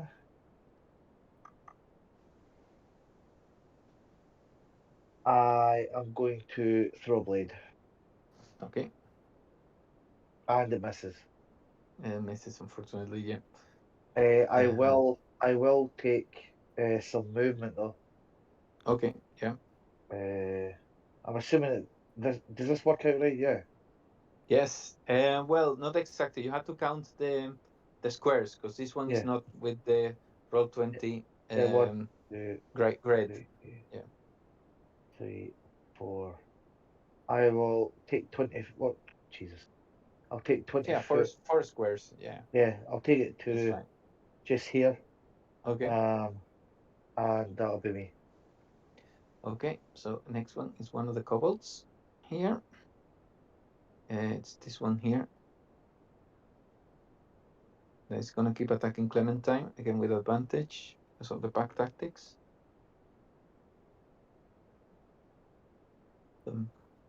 At the moment, it's missed. Misses both with actually natural ones on both. So you live to fight another day, Clementine, and it's your turn. Okay, let's see. I'm going to.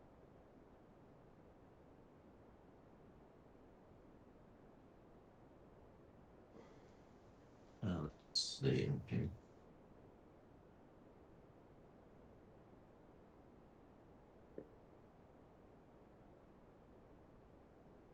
Okay, then. As an action, she's going to. She's going to use lay on hands on herself. Okay. So basically, her left hand kind of just starts to glow and radiant as her fingers start to light up. They then center down on the palm of her hand, and then her fingers light up again, and then she just simply like kind of pushes it inside of her chest Yeah. and gaining 10 hit points back. Okay.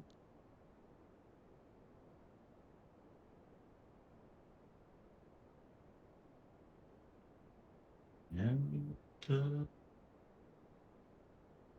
That'll be mine. Okay.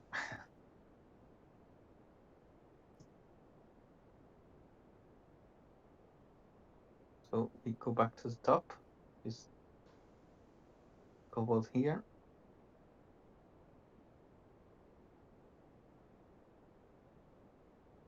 Oh, this one actually, like, yeah,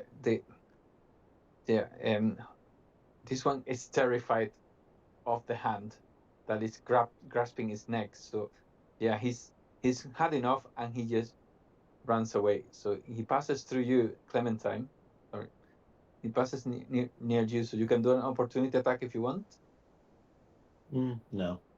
But he seems to be running away. So 5, 10, 15, 20, 25, 30, and then he dashes.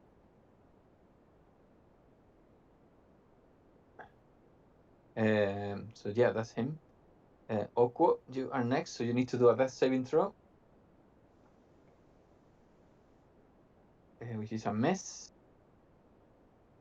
So Athea, you're next.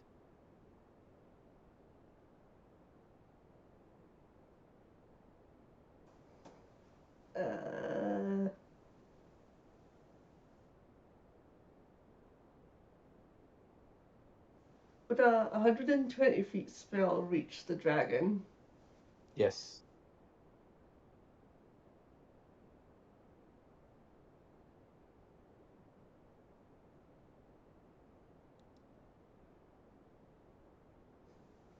I'm gonna magic myself, the dragon.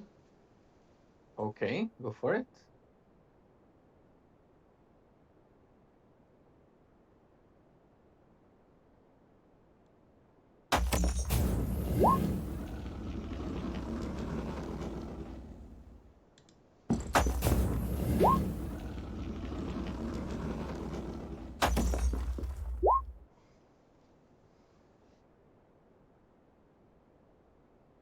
Nine points in total, yeah? Yeah, I think so. Yes, 1d4 plus 1. Yeah. So you hit the dragon with the magic missiles. Like you send 3 bullets of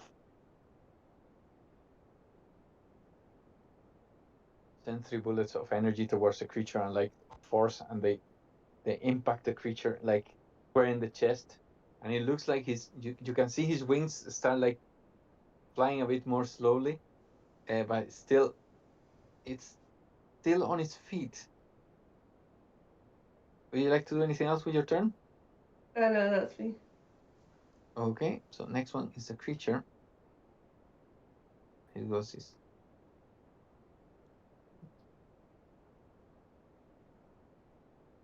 He actually goes on the floor. 35. 40 actually. So he goes forward a little bit.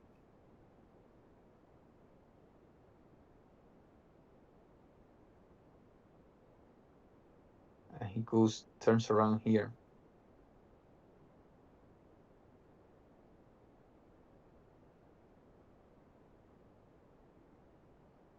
And he goes, "You dare casting your puny magic against me?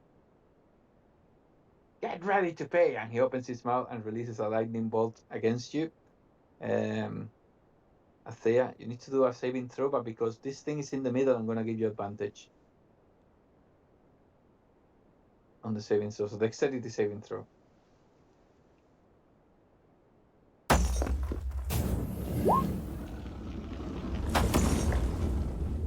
Is that with advantage already? Oh no, the 17 will make it. So you're going to take half of this damage. I'm going to do it.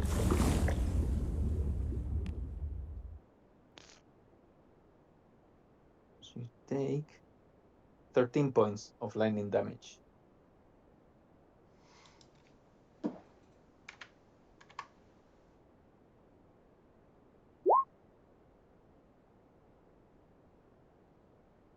And that's the creature's turn. So next one is yourself, Thalion.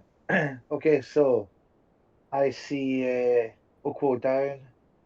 So I will move up to him, so like 5 feet. I will Yeah. use my action to Yeah. rake in his pocket, find his potion of healing, and Yes. chug it down his neck, Okay. and I will then go back into hiding behind the statue. That's fine. So yeah, either of you can roll the damage that the hit points that you get back, Aqua. Oh, So Jason, 2d4 plus please. 2. Please go ahead. Okay, 2 seconds to get it back up. Come on, bloody thing. You Oh, go I'll to roll take a D100 to see if you can find the right pocket, really.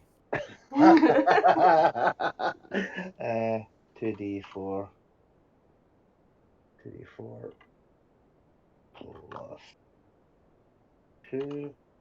Sure, that's about right. No, I've done it all completely wrong. The roller thing is the one. It's slash R. You did it right. It was just slash R then space. Ah, was it? What you wrote. So, Yeah. Okay, so it's 5 points in total. yeah. Take it. He's alive and he's not dying. Thank Okay. you very much. The next one is this one here. The kobold like seems to be ready to keep fighting. However, like he sees Spark Render so close that he just decided to make a run for it. So he goes 5, 10, 15. So you could give him an attack of opportunity if you want. She's good.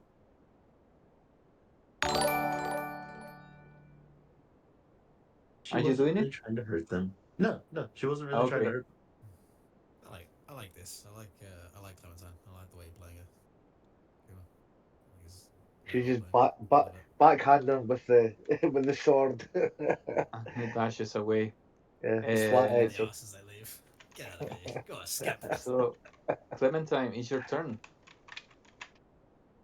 And so how high is the Drake or the dragon? It's on the ground at the moment actually. Yay. Okay, so let me double read this real quick.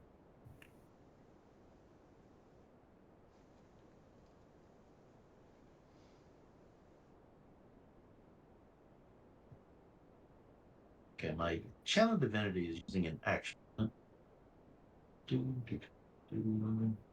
Um I'm not sure. Some of them explain. Um Yeah, it's not saying specifically it's an action. So my channel divinity is nature's wrath okay. because I was gonna get close and here I'll put on.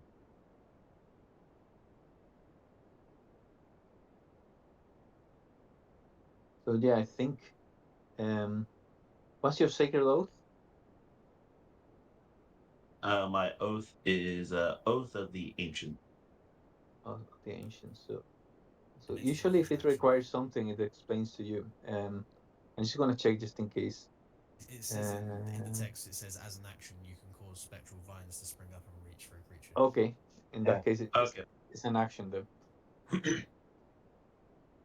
Okay, then so it's a DC save. It doesn't say. Strength of dexterity. So it must say in the original in like the core paragraph of channel divinity.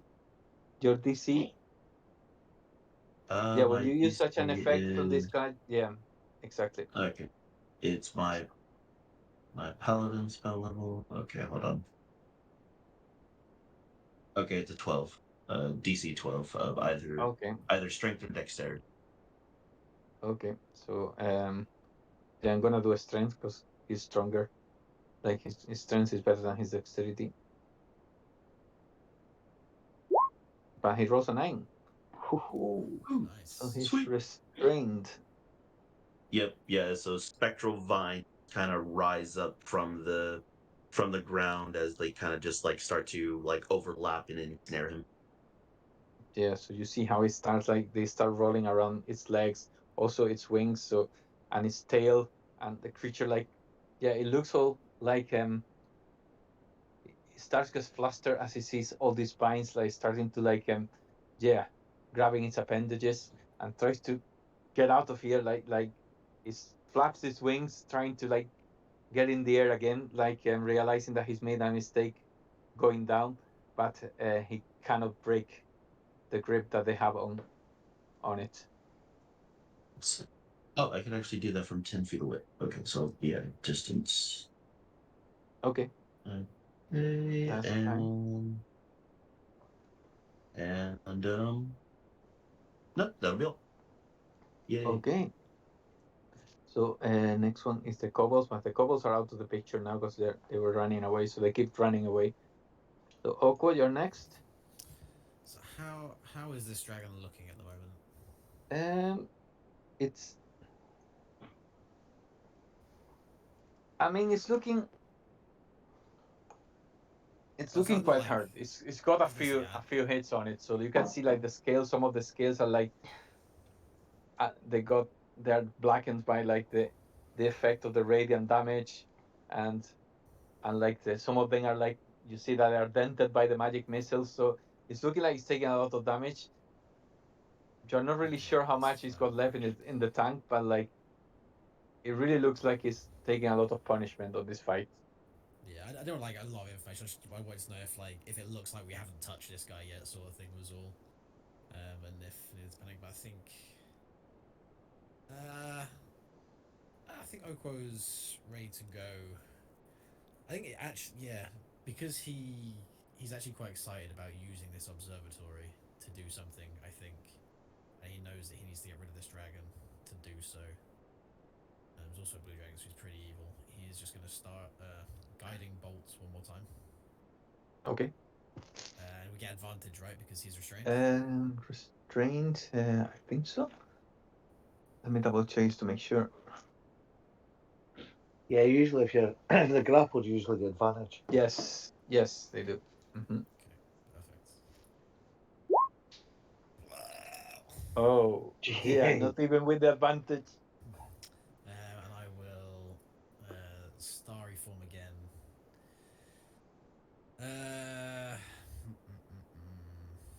I guess we'll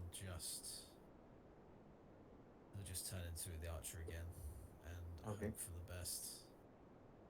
This thing can't move to attack him. I'll just try and shoot at it. And then he's gonna run. Is that with back here. advantage? Oh yeah, it is. Thank you so much. Press advantage. Okay, Hey, that's 21 much will hit. better. Yeah. Beautiful. I was going to say, wow, you allowed to look at all the livings. I know. So And yeah, he's gonna you're a run. bit frustrated about the guiding bolt, but you manage to like send that second attack and it hits the creature square in the jaw. And like you see how the jaw starts like getting like it just gets like broken, and like you see one of the sides like slightly hanging on the side. The creature is looking really poorly now. Still on his feet, but looking really poorly. Okay. I'm hoping this thing's tall enough to try and hide behind you. At least get some cover. Okwo's run to. And you'll get some cover from there, behind yeah. him. That'll do. Yeah. Okay, so Athea, you're next. I would very much like to take my health potion. Okay. What do I roll for that? Yes, Could 2d4 plus 2.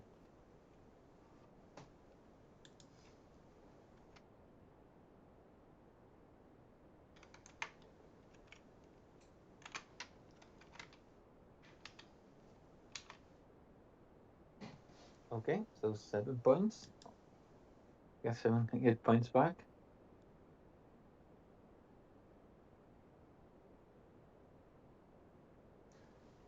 So that's a bonus action. So what would you like to do with your action? I'll try a witch bolt on the dragon. Witch bolt, okay. You get advantage on the attack roll.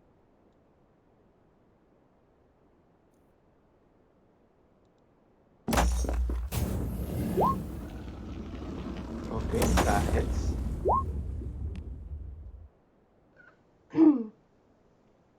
Okay, so I believe you have to roll for damage, yeah? Yeah, my character sheet's just acting up a little bit. That's okay.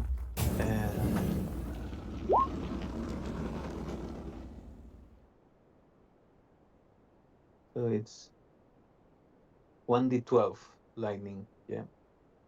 Oh yeah, because you do a second level cast. Okay, so 18 points of damage. What kind of damage is it? Lightning. Yeah. Yeah. But it doesn't really matter because. Oh, actually, it does matter because it's lightning, so he's immune, so it doesn't do any damage. Damn it. You can see how like he kind of like, nice try. So did I just basically tickle him? Yeah. So you want to keep concentration on the spell? You want to just interrupt it? I'll just drop it. You can dismiss it. Okay, so would you like to do anything else? That'll be my goal.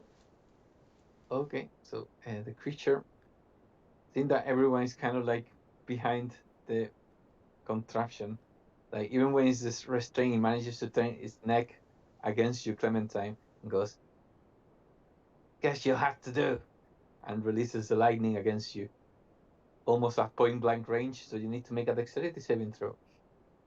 Yay.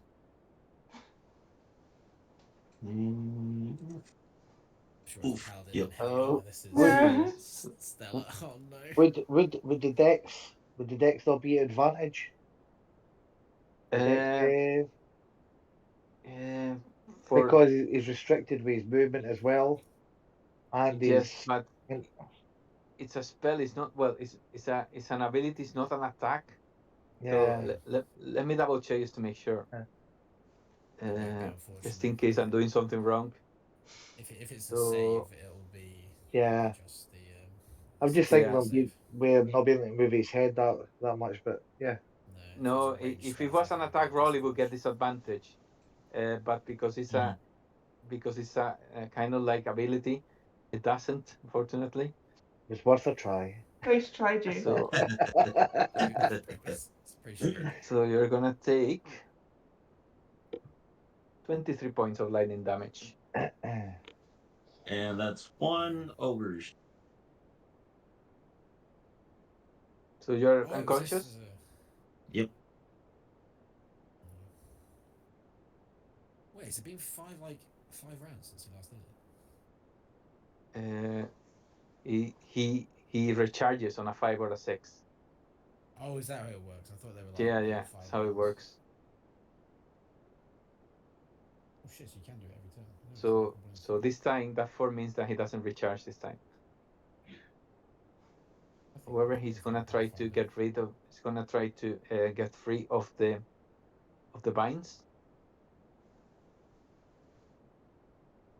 and he doesn't manage. He's still trapped in the binds. So next one is yourself, Alien. Okay, so I'm going to move out and Yeah. with advantage, I suppose. I'm going to Yes. throw my dagger Okay. towards his eye. Mm-hmm. 18 Okay. So that 18 will hit. Yeah. Come on, for Charlie. 6. Okay. Tell us how this creature dies. Um, as he throws the dagger, he was aiming towards its eye. It just pierces the eye, goes straight in, and then pops one of the scales at the other side out, and it just disperses as it comes out the other side. The dragon's head just slumps to the ground, and it's done. It's over. Beautiful. Okay. So the creature, like, can you see how like it's like his legs giving and like yeah, even when he's restrained, like the binds this time just break as the creature drops to the side and yeah, it's dead, it's gone. Can can Thalian go and collect the scales that have been knocked off of the You dragon? can, yeah. Mm-hmm. Because I would like to make some arrowheads from it. Okay, yeah, that's fine. Um, You can. As well. yeah. Uh, let's see, I'll do see how many I get. Many did I knock off? I think it was like 4, wasn't it? Yeah. So I get 1. Okay. I managed So, to I managed to form 1. okay.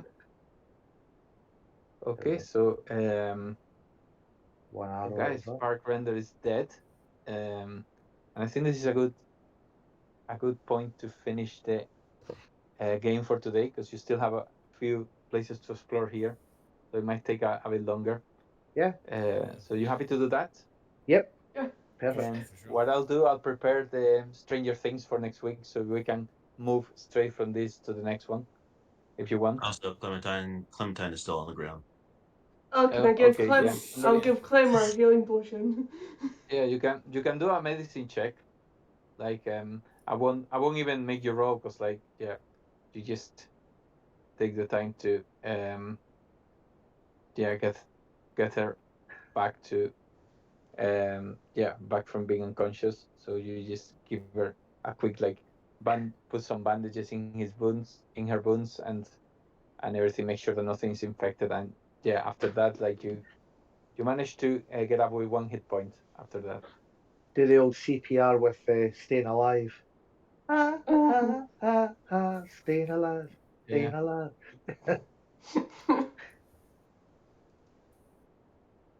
I can good So berry as well.